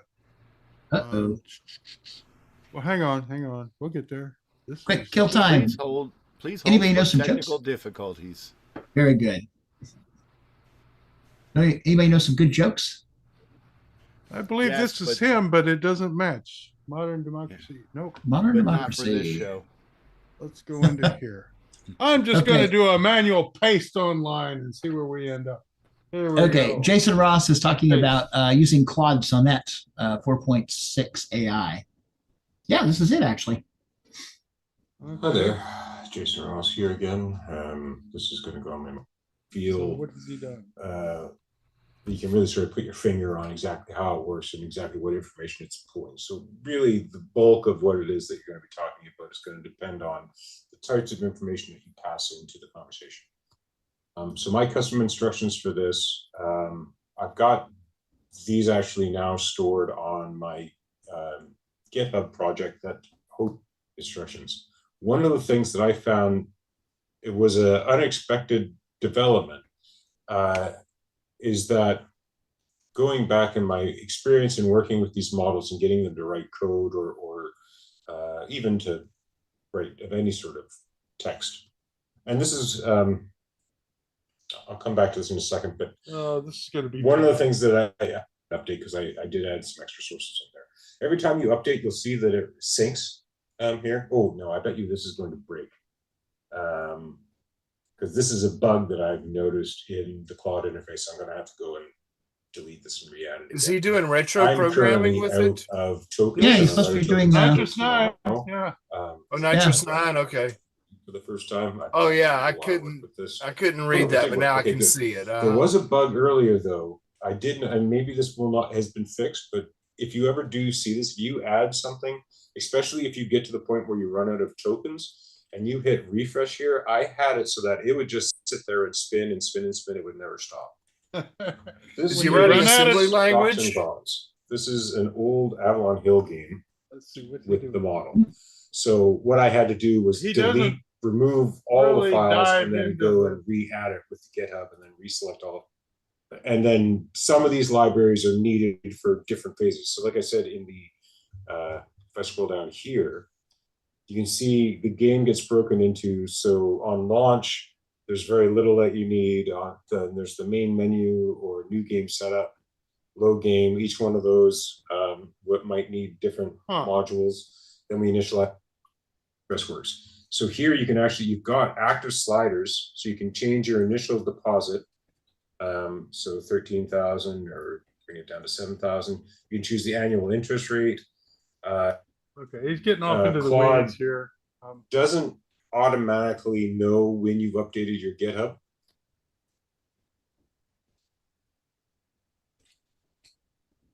I'm afraid you would have to be really interested in Claude to. So was he having it analyze existing code and learn how to use those subroutines, or? I'm unclear on that. Yeah. So one thing I've been wanting to try is to give the basic 09 disassembly to an AI and see if it can recomment and figure out sections that aren't marked yet. Right. And that's something that could be useful. He's getting into a lot of this kind of stuff here. I just haven't had time to watch it or even. Now, I've done two things I can think of, and I've done it with Gemini Pro, which is the one from Google instead of with Claude. But I asked Gemini Pro to write some basic 09 code, and it did, I consider, a perfect job on the first shot. And I did not have to have a complicated prompt. It knew where to go and find out the basic 09 manual and figure out how the language worked. And it was both syntactically correct and ran perfectly on the first shot. And what my prompt was write me a calculator that takes an expression as a text input, like parenthesis 3 + 4 close paren times 5, and do the calculation and print the result. So I was able to do that. That was in basic 09, and I did another, what was the other thing I did? I did something in, producing these draw statements that I showed you earlier for rendering images. Gemini did that, and it produced almost, I think I had to ask it to make one little change, that it did one little thing wrong, but it got Radio Shack extended color basic. So there's good hope for having good tools in retro computing, and I find myself using it to do things that I've kind of wanted to do for a while but never had time to do. Because it's too much of a curve to get started. Yeah. Well, the problem, though, as I see it, is AI is great if you know what you want to do and you need help doing it. But there's going to be people who have no idea what they're doing trying to use it. Yeah. And the way I'm doing it, consider me a seasoned engineer with an intern. And right, you have a good intern. Is smart. It's read a whole lot of stuff that I've never read. It's and you can tell you screwed that one up. You screwed that one up. I have to it does it right. Yeah. I have to check it. Yeah. And so I'm definitely, not going to replace all of our code base with AI generated slop, but trying things out, they've gotten really good, and they can figure out niche ecosystems like our Radio Shack Extended Color Basic and our Basic 09 and OS 9 and whatever he's doing here. So this is all good news. Yeah, it'll be. I could need some help as I get older. As usual, please go to these channels, watch people's videos so we get the view counts, and subscribe if you find it interesting, and do like their stuff. This looks pretty interesting. I think I'm going to watch this one. Just like you should be liking our content as well. And thank you for subscribing. You can ignore our stuff. It's just. Oh yeah, we're just looking for validation. Okay, let's move on to story number 2. Well, now we have a problem. The next 5 links are all the same link. Are they? So I'll give you the first link. Oh, it should be a Facebook link. Yeah. Okay. Here's the first one. So Cedric Beaudoin, I think it's Beaudoin, Beaudoin, has another update for his ESP32 Coco project. By the way, we have a channel on the Discord, Color Computer Discord now, for this particular project. He is now doing OS 9 Nitrous 9 working and put some screenshots up of the Coco Facebook group showing it. He also mentions it now supports 2 megs of RAM for the Coco 3 as well. So he's been adding Coco 3 support over that last little bit. Yo. Must be Leisure Suit Larry.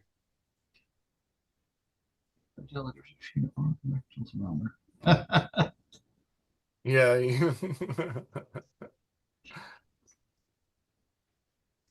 That was the only game that went there. Let's skip the ones in the urinals. That's Police Quest. Police Quest, okay. It's got to be Police Quest. It's Okay. not Larry. Okay, it's similar humor in a different game. Okay, it's one of those Sierra games. Notice it supports USB keyboards and joysticks. And it has a great looking little 3D printed case. Let's see. In another update, he mentions he has a physical RS-232 port working on as well. He's tested it so far with Ultimate Term up to 2400 baud, emulates the Bitbanger serial port. Cool. Anyway, I guess he has a bunch of these ordered on their way, so they'll be available for people to purchase.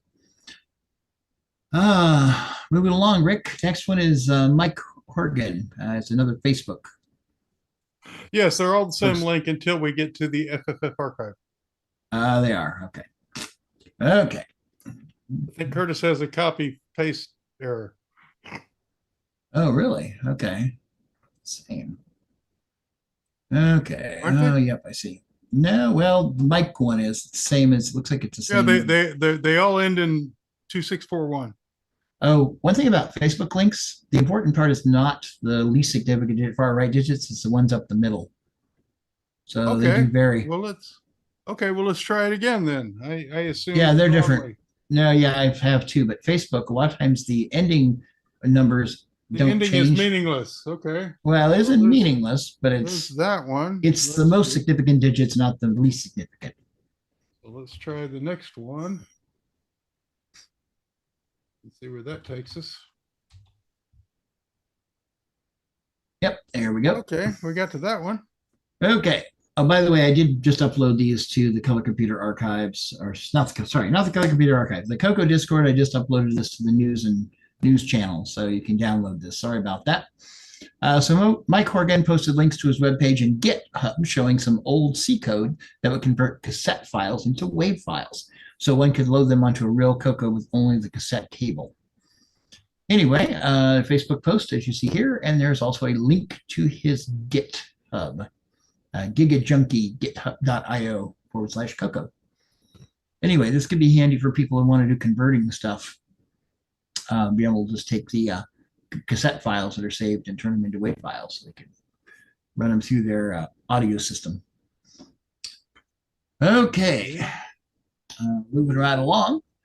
Mike, I guess it'd be Hot or Hote, has been manufacturing an open source 4-port multi-pack clone and answered some questions about it on the Coco Facebook group.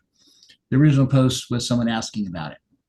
Anyway, it looks like he has made a cool little, look at that. Even a 3D printed case for it. Anyway, so I don't know if he's open sourcing this or what the story is, but that's right, it is open source. So he probably has the directions how to build your own. Andy? All right, so let's take a little Radio Shack. Oh, I guess that one wants to play right now. Play a video? RS80. Go on through that. I got some stuff. Who's the cornucopia? Where did that come from? Smorgasbord of lots of different ones. This is the FFF Archive Emporium hour-long video showing some TRS-80 machines. Coco 1, MC10, Candy Cassette. But he has some problems with the keyboard. That's a pile of stuff. Yep. And we should be able to just blow up the seeking thing and just scroll through this right away. He's been working on that cassette for a while now. Yeah. Anyone else remember that? Did he pull the pencil out? This one with the cassette. This one with the cassette. Look at the bottom of the Coco one. That's the Model 1. That's a Model 1. Yeah. We get to a Model 1. Got to be there somewhere.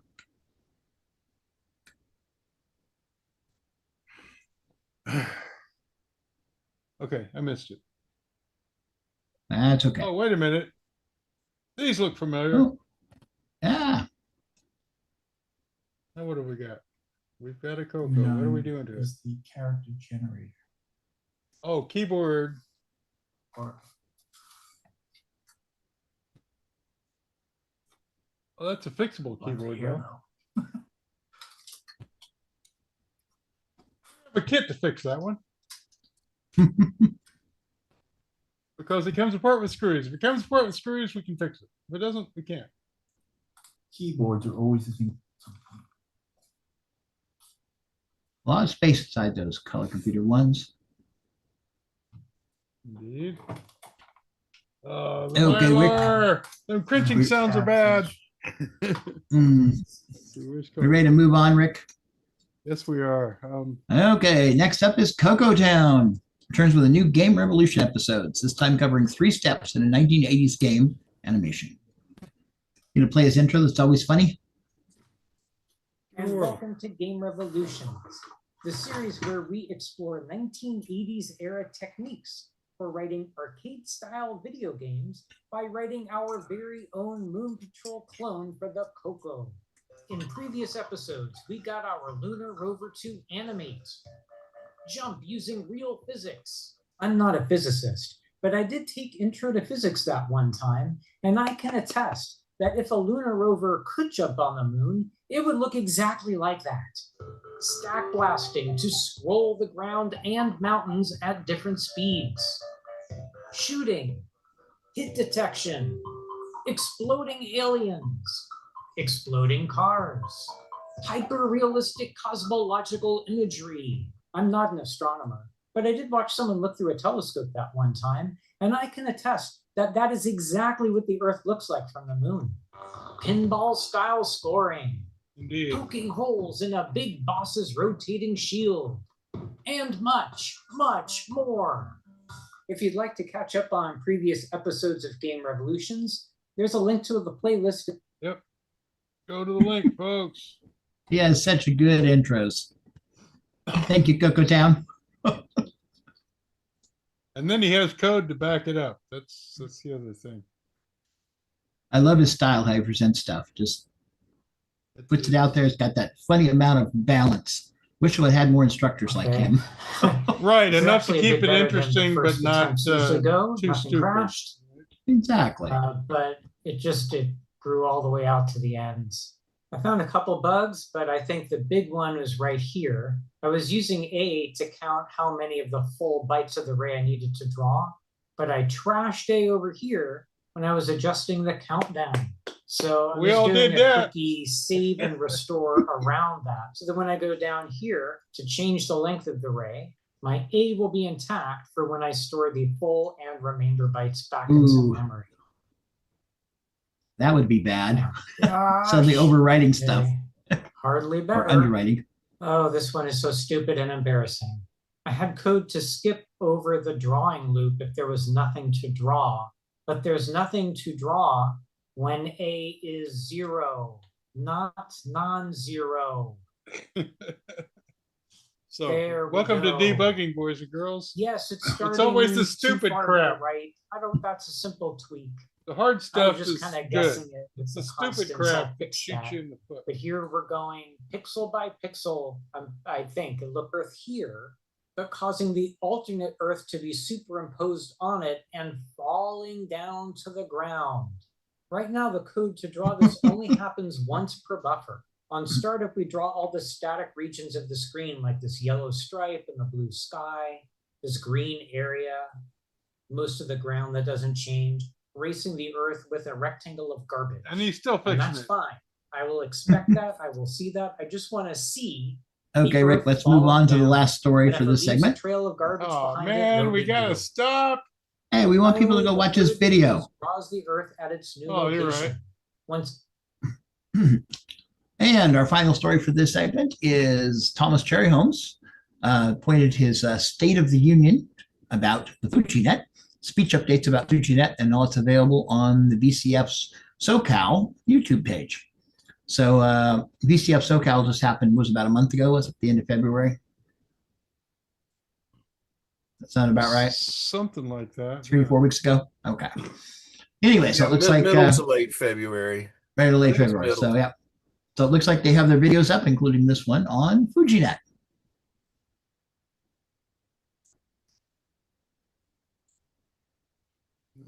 And of course, FujiNet continues to roll along with more platforms being added. Stuff, more people. Yeah. More everything. Including the Coco. Oh, that looks like that Atari game with the maze game with the MIDI. Was it MIDI maze? Yes, so there's a maze. MIDI game called MIDI Maze. It uses the MIDI port to link the computers to network them. Awesome game. Yeah, multiplayer. This was multiplayer like 30 years ago. Yeah. Right. 40 years ago. 40 years ago, yep. Yeah.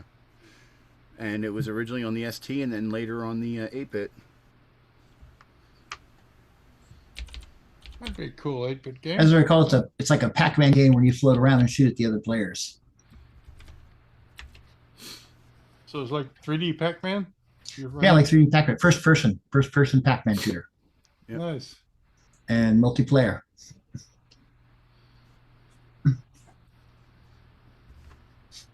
For the next thing. Coco applications. And the Coco section, huh? Looking for something. See a lot of code.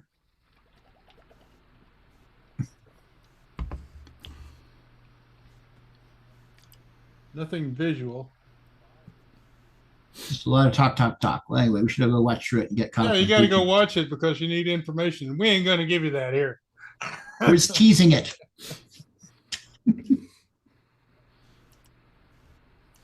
Okay.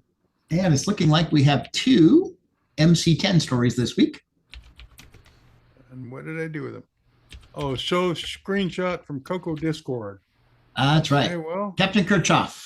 Thank you, by the way. He is one of our boosters for the Color Computer Discord.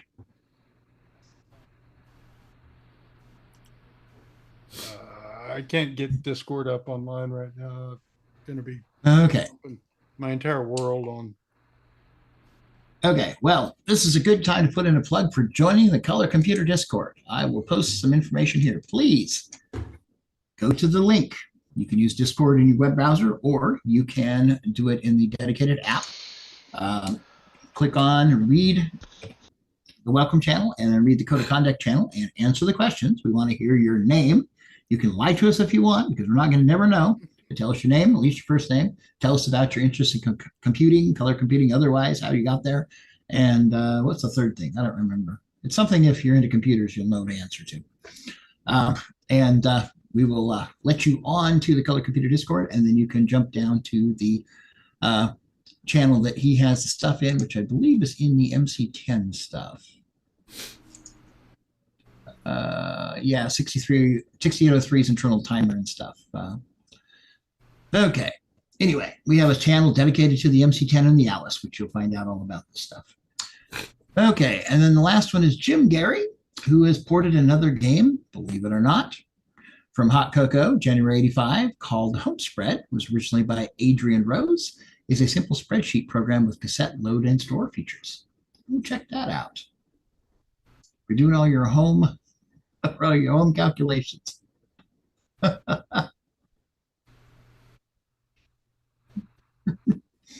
You know, historically, yeah, go ahead. I remember those little bitty spreadsheets like that. So, you know, historically wise, word processing, they had dedicated machines. Wang was one company that made dedicated word processors back in the 70s. And databases, of course, are something on mainframe computers and mid-range computers.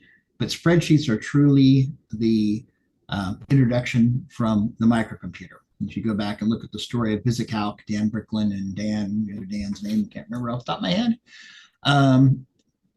here's a guy from Harvard and a guy from MIT that basically want to throw together this idea of an electronic calculator that's done in rows and columns, and going to the software arts company, the people who did Zork, and said, hey, can we do this? And I think they wanted to do it on the Commodore PET, if I remember right. And they said, well, we don't have any PETs available right now. We've got this new Apple II in that you guys can use. And lo and behold, VisiCalc came in on the Apple II. Well, it's funny because in retrospect, it's so obvious to have columns and rows and you do math in those. Well, these were done on paper. Before someone had done it, it wasn't very obvious at all. Yeah. You could just automate all that crap. They had paper spreadsheets people used for years. We had calculators. There was a room full of girls that calculated things and put them in spreadsheets, but no one really realized that you could just put all those equations in a table and just do it. Yeah, one extra step. It's like, even Apple Computer admits that the real seller, the Apple II, sold a bunch, but once the spreadsheet came out for it, then it just accelerated. Well, so everybody had to have one. Between VisiCalc and then Lotus, kicking DOS up the hill. Yep. Yeah, my only excuse is I was 16 and I didn't know what spreadsheets were, so I didn't invent it. Right, no, the spreading was different. Didn't know what the tool was until you found out later why you could use it. Anyway, so that's our final story there. The only thing left we have is upcoming shows and events. And by the way, if we have any other shows and events that we don't have on our list, please send them to us so we can add them and try to promote them. Anybody in the chat want any comments on any things? Nope. Thank you for everybody that's watching live and all the comments and things you're throwing out there. We hope we bring you value and entertainment every week when we show up here. Let's see. Upcoming events and trade shows. Right at the moment, we have the Indy Classic Retro Show, which is going on right now. Are there any more Facebook posts from Jim Brain or anybody else right now? What happened here? I got the wrong posts up. Something has gone wrong. Yeah, actually, that's later tonight. So no, you're good. Oh, you okay, that's already done. Yep. Much. So okay, well, if there's no other things, just realize the Indy Classic's going on right now. Tonight, Saturday, March 21st, 2026, at 9 p.m. Eastern, which is 3 p.m. Pacific my time, there will be the next TRS-80 Trash Talk episode, number 48, which will be viewed live and after the fact on YouTube. They usually go for a couple hours, run by the Trash Talkers, including Ian Maverick and Peter Satinsky. You can join it if you want. If you join the Tandy Discord, there is a channel for that, which has links to their Zoom meeting. So feel free to show up and hang out. They have a pretty big group usually, but they only meet every so often. And you can have a front row seat, just like the people that show up here for our show. Anyway, moving along to the next one, we have the Dragon Meetup. Oh, you jumped up to BCF. What happened to dragons? I don't know. I lost the dragons. Okay, we mentioned this earlier, but next week in Cambridge, England, is the Dragon Meetup, March 28th and 29th at the Center for Computing History. And there is a Facebook link to the Dragon group that talks all about it. Moving along, don't worry about it now. Moving along. They're there. Okay. Yeah, there we go.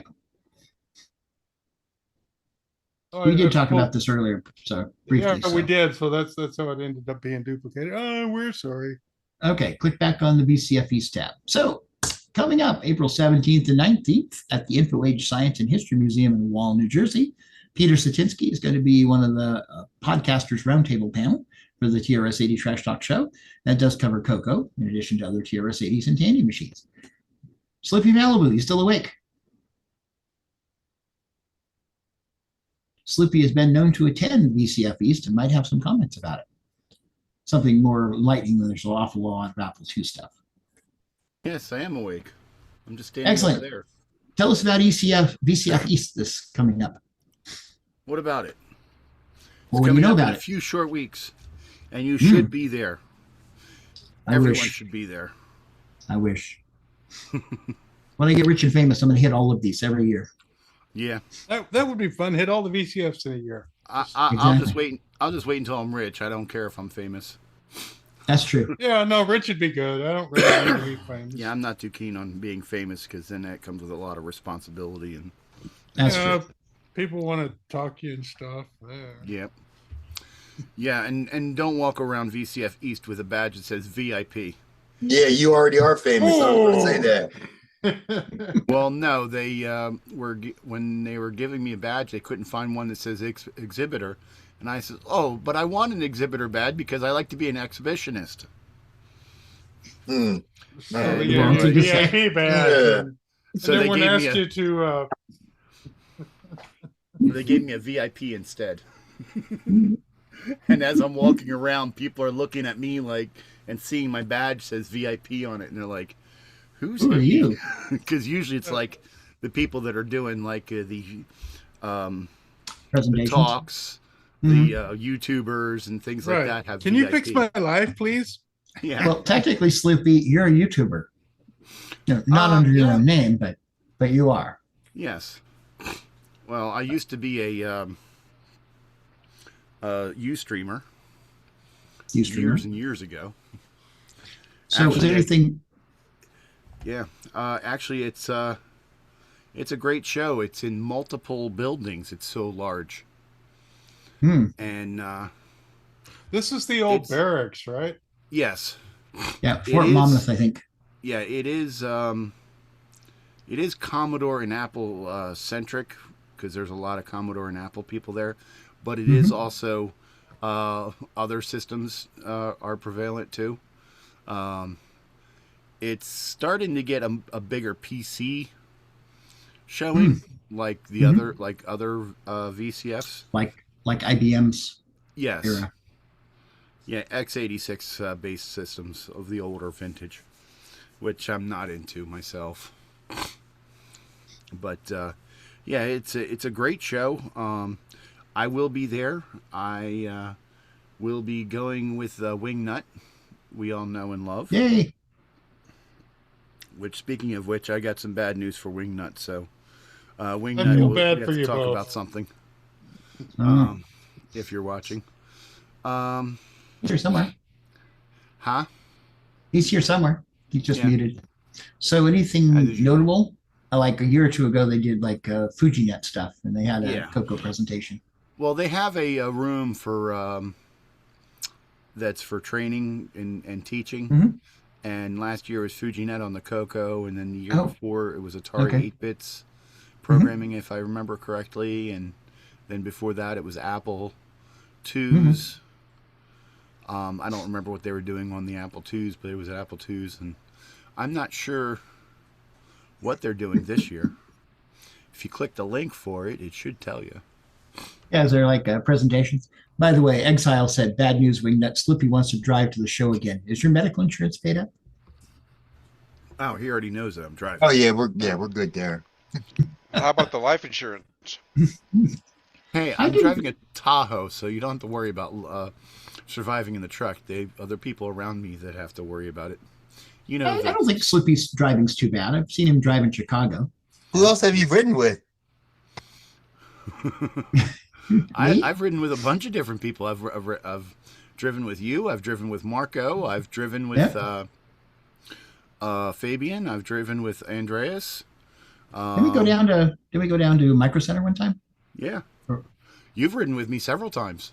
Yeah, I know. Including the time we went to go see the Ferrari dealership for Nick. Right, and wound up hitting a White Castles.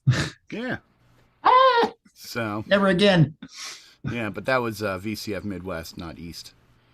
Yeah. Yeah, well, for the record, the White Castle next to the CoCoFEST is not good either. So, just for the record, no White Castle is good. You That's just what I have was to go. thinking. It's like you have to do a relative to other White Castles, not a relative to food in general. No absolutes. Yeah. I mean, but Okay. in overall, Anything I would more? take White Castle over McDonald's myself. So, Anything else about VCF East we should know about? yes, make sure you bring a big fat wad of cash. Okay. Buy stuff. Yes. And a Tahoe at least to put it in. Okay. Yes. if you want to buy something and you need it stored until you can get it, I have a nice Tahoe and I've got a nice big basement. That's good to know. So, but Okay. You might see those things again. yeah, and also make sure you arrive early because parking goes quick, and then you have to walk. And walk. Oh yeah, and it's already pretty spread apart already. Mm-hmm. And then you park outside of that, and it could be what, 8 blocks?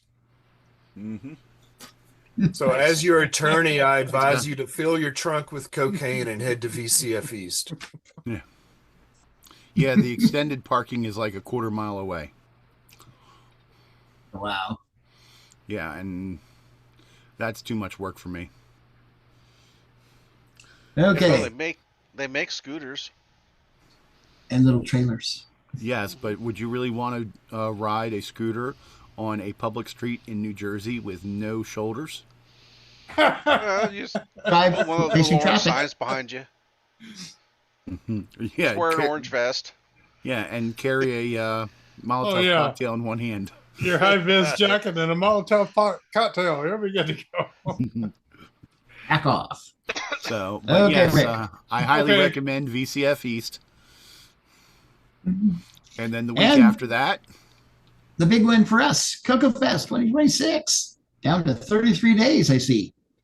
This is the 24th and 25th, which is a Friday and a Saturday. So hotel rates are still locked in. You can go to the Glenside site there, glensideccc.com to get the code. Table reservations, there's probably still a few tables available. And this is again near Chicago, actually west side of Chicago at the Holiday Inn and Suites in Carroll Stream, Illinois. 33 days. Excellent. Give me a sec here and I will look up and see how many tables are left. Or do you have that handy there, Rick? Let's see. Handylist.com. Oh, Okay. look at that. We got a little bit left in the hall.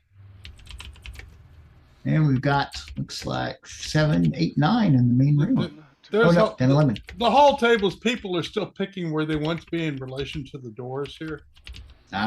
We don't have the new map up yet, but yeah, everyone's clustering around the doors in the hallway outside of the main show. Excellent. So apparently the main room one's been sold because we're down to 11. Yep. Yeah, we're going down slowly but surely. We're gonna end up with a show yet, boys and girls. oh, no one wants to be around me and AJ? I guess not.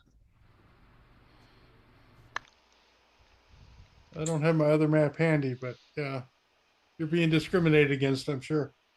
Okay, and coming up the same weekend in Latin America is the first You're going to need a VCF Latin Concord America. for this one, except they closed Yeah. the Concord down, so I guess you won't make it. Yeah, one or the other. Looks like this is going to be in Baja Blanca, Argentina, and Scotty, it'll be beam me the over. same weekend. This, And I guess, is going to be that's the first pizza. be the first VCF in Latin America, South America. So it'd be cool if we could go attend that one at some point.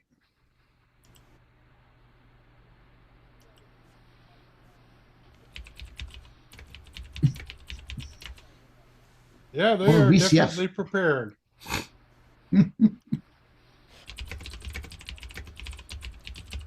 And then we're going to go over to Mark's. Yes. By the way, I've noticed that the VCF Pacific Northwest page, it's available on one section of the VC Fed, but not on the other. So the page you're just looking at doesn't show this one, but the one of the other pages does. But anyway, this is the one I'll be attending. This is the week after CoCoFEST. This is the VCF Pacific Northwest. It's going to be been on hiatus since 2020. Unfortunately, it got shut down right at the very beginning of COVID. And this will be May 2nd and 3rd. So it's the first weekend in May and the first weekend after CoCoFEST. And it'll be at the Tukwila Community Center in Tukwila, Washington, which is just a little bit south of SeaTac, which is the large airport that everybody can fly into. Anyway, you can see my name on there about halfway down the list of exhibitors. And that reminds me, I just got a email from Michael Brickman, I guess it is, about getting my full notes about my presentation up so we can get brochures and things done. So we get start getting yelled at here shortly if I don't get that turned in. Anyway, it'll be fun to see what this will look like. The events in the last few years, the interim computer festival I've done have been pretty well attended. Unfortunately, can only get about 20 tables or so, and it's pretty packed, but it's been pretty lively. A lot of people coming through, and so hopefully we'll start bringing up some more interest. I also do know when this was held at the Living Computer Museum that they had a tremendous amount of attendees. The Living Computer Museum was thrilled by the amount of people that came through on the weekends when they had the VCF 2018 and 2019 there. VCF Pacific Northwest. The one email I got said the museum noted 1,100 people, 1,100 people for the weekend. I think it was for 2019. And so, yeah, that's a big deal. Anyway, and moving along, next one up, the Brazilian Color Computer Club has announced their 10th meeting is on May 2nd. Oh, this will be the same weekend as VCF Pacific Northwest. There's a Facebook group about it, probably in Brazilian or Portuguese. And again, Club Color Brazil. Okay, so it's going to be probably focusing on, yep, CP400 and the Codemex. That's right, and Coco 64. Yep, so these will be our cousins from down south. So this will be cool also. I'll have to see if anybody's online on the 2nd of May, see if I can chat with them from here. Okay, thank you for whoever added that to the list. And that same weekend is the next online live international computer club on Twitch and YouTube. It says there's Coco content on there before. 7 guests have already been booked. Starts at 4:30 p.m. Eastern time on May 2nd. Oh, this is Amigos Retro Gaming stream. So. Oh, sorry, it's not in my list. Yeah, no. I've lost. No, it's fine. That's it. International Computer Expo. That's the one there. So. Oh no, sorry, that's ahead. You jumped ahead. Okay. In between there, coming up May 29th and 31st is BCF Southwest. Slightly different date this year because the soccer championships. This will happen at the Westin Dallas Fort Worth Airport, and of course, that's where Tandy Radio Shack was headquartered. So another VCF, this one in Texas, and we should have good Tandy coverage. So again, you'll find that on the BC Fed organization webpage. Should be anyway. BCFSW.org. It might be on there too. Wow. How far is that from San Antonio? Everything's off here. How far? In hours or miles? It's a ways, I think, probably 3 hours. I'm thinking. I'm trying to think from San Antonio. San Antonio to, what is it? Austin? Where's Southwest? Southwest is in Dallas. Oh, that's a long way. Yeah, that's a state. Different end of the state. Yeah, that's a whole state for you guys on the East Coast. No, on the East Coast, it's a whole state away. It's 3 states. It's 3 states away. If you're looking at Delaware and New Jersey. Oh, yeah, when you're talking about I live in an area where I can go in 4 states and within an hour. Yeah, no, you ain't doing that in Texas, boys and girls. Yeah. Yeah, from Dallas. My son you're going to be in one state. Yeah, moving to San Antonio. My son is moving to San Antonio in about 5-6 months. Ah, cool. And if it was close enough, I would go and drive to see him and then go to the VCF. But well, no, because you would have to fly into DFW and then drive to San Antonio, which is like a half a day, and then drive back to DFW, which is another half a day. Nope, I don't fly. Is that your son that does your mechanic work on your cars? No, that's my youngest son. Okay, good. So we're still fairly safe getting places. All right. Well, no, if he's going to go there, he's going to need the faster car. No, so, I have 3 sons. My middle son is a mechanic. That's the one he's talking about. So you'll need his car to get you to DFW or to VCF. So Texas is the only state I know of that has freeways with 85-mile-an-hour legal speed limits. And they need them, boys and girls. They need them. You can see 3 miles ahead of you and 3 miles behind you and 3 miles to both sides while you're doing 85 miles an hour. So it's all cool. Yeah, because it's flat as a pancake. You know? Hey, that's you the get the normal- curvature of the Earth. That's all you get. There's no other Yeah. curvature anywhere. Yeah, Yeah, that's I've the normal speed here on our turnpikes. I've driven. Well, yeah, but it's legal in Texas. It's not legal anywhere else. They just do that. Yeah, I've driven in Texas. I'm more than familiar. Unfortunately, it was in a VW microbus, which could max out 60 Devils and miles rights an and hour. implements of destruction. Yeah, so I maxed out at about 55, 60 mile an hour. Right, So, right. So people 100 mile an hour closing speed as they went past. Right. and this was back in '93. So even back Great for a then, tailwind. I felt like a turtle crossing the road. So, all right, back to you, Marco. Okay, so where are we at here? This one. Okay, we're up after VCF Southwest. Please, if you're in the area, go attend. Mark B might even show up. This one is the International Retro Computing Expo 2026. Used to be called Boat Fest. It's run by the Amigos, John, Aaron, and Brent. And it happens July 10th and 11th, Friday and Saturday. It says July 9th, vendors Thursdays can set up. Let's see. This is going to be in Hurricane, West Virginia, as I recall. And you can get tickets at the link here, Ticket Source. And there are a lot of gaming details. Check out the map. Yeah, a lot of nice green. There ain't no roads. What does that mean to roads? We don't need no roads. There are no roads there. You're just gonna have to cross country, bang a left across the highway, and head on down. Cross a pasture, huh? I'm going to think the maps are kind of broken right now, but yeah, that's fine. Anyway, that's coming up at the end of July, middle of July.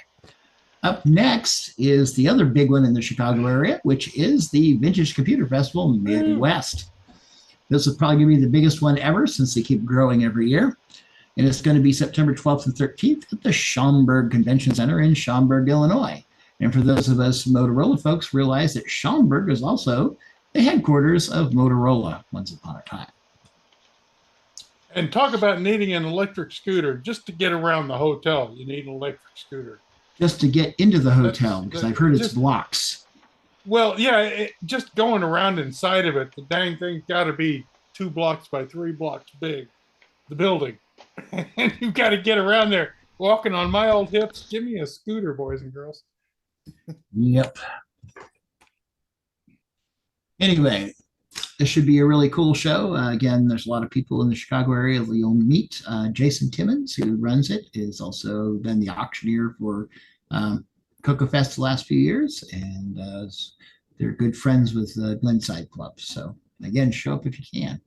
I hope to make this. And the last event we have on our calendar is Tandy Assembly, which have the dates have changed, as well as a new venue. So the new venue is now at the Cincinnati Airport, which strangely enough is not actually in Cincinnati, but it's across the river in Kentucky. Anyway, these are going to be October 2nd and 4th at the DoubleTree by Hilton Hotels, the Cincinnati Airport.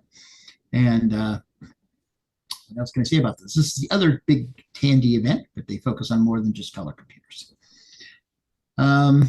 As usual, if you have any other events coming up, wherever you may be, Brazil, South America, Europe, US, Canada, whatever, Australia, get them to us so we can get them on the calendar, so we can tell people about them, because you never know who's going to watch our show and who might have a chance to go meet up with other people in real life. Anyway, that's a wrap for this, and I think we're basically done. Mark B, I've run out of things to talk about. Okay. Although I think,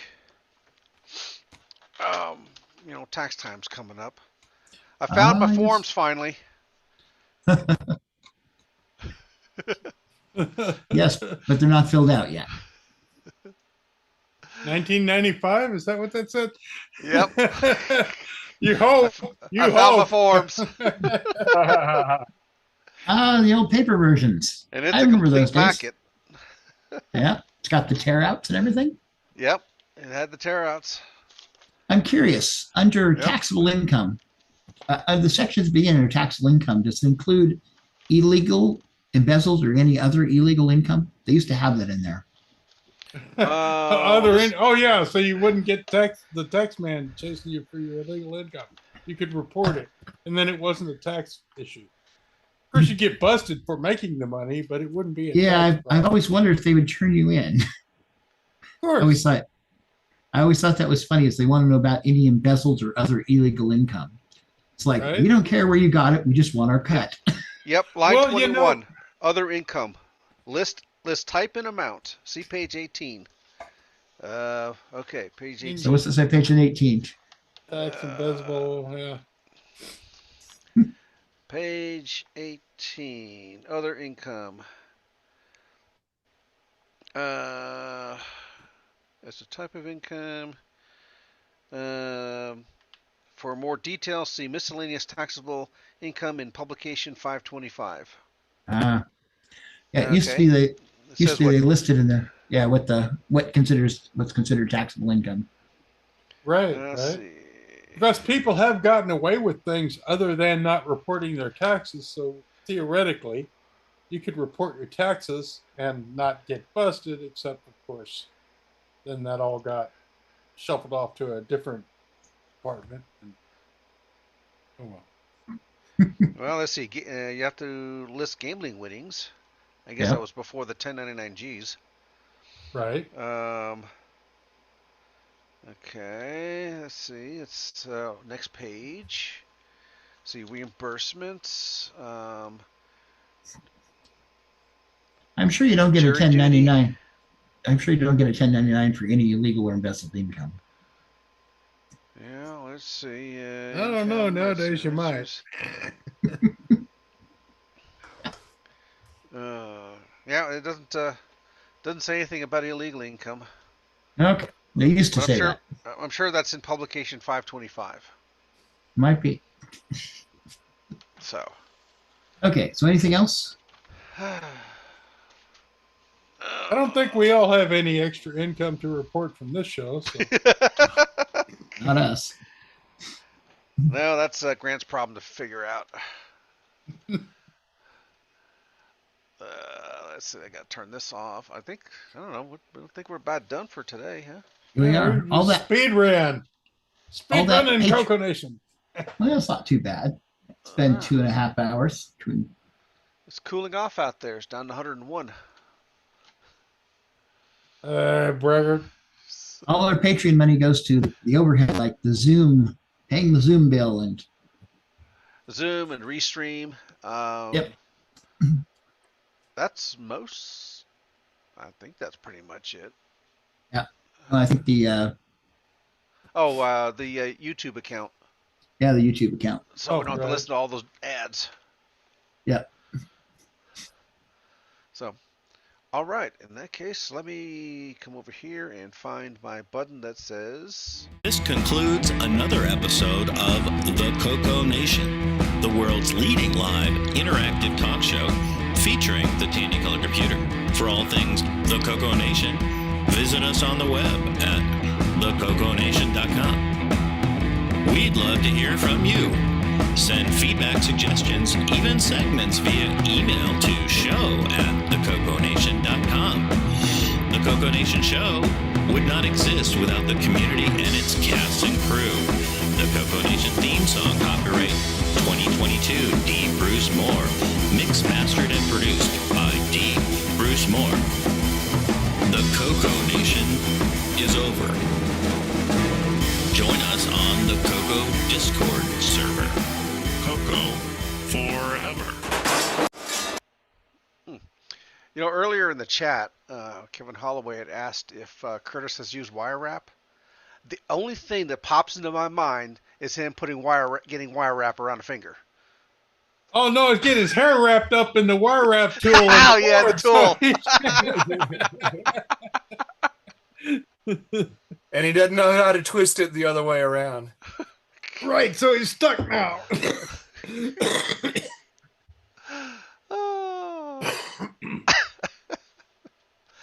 Okay, I think that should probably do it for today. We probably should. Yeah, we go get some yard work done. Or snow blowing, whichever. Bye. Bye.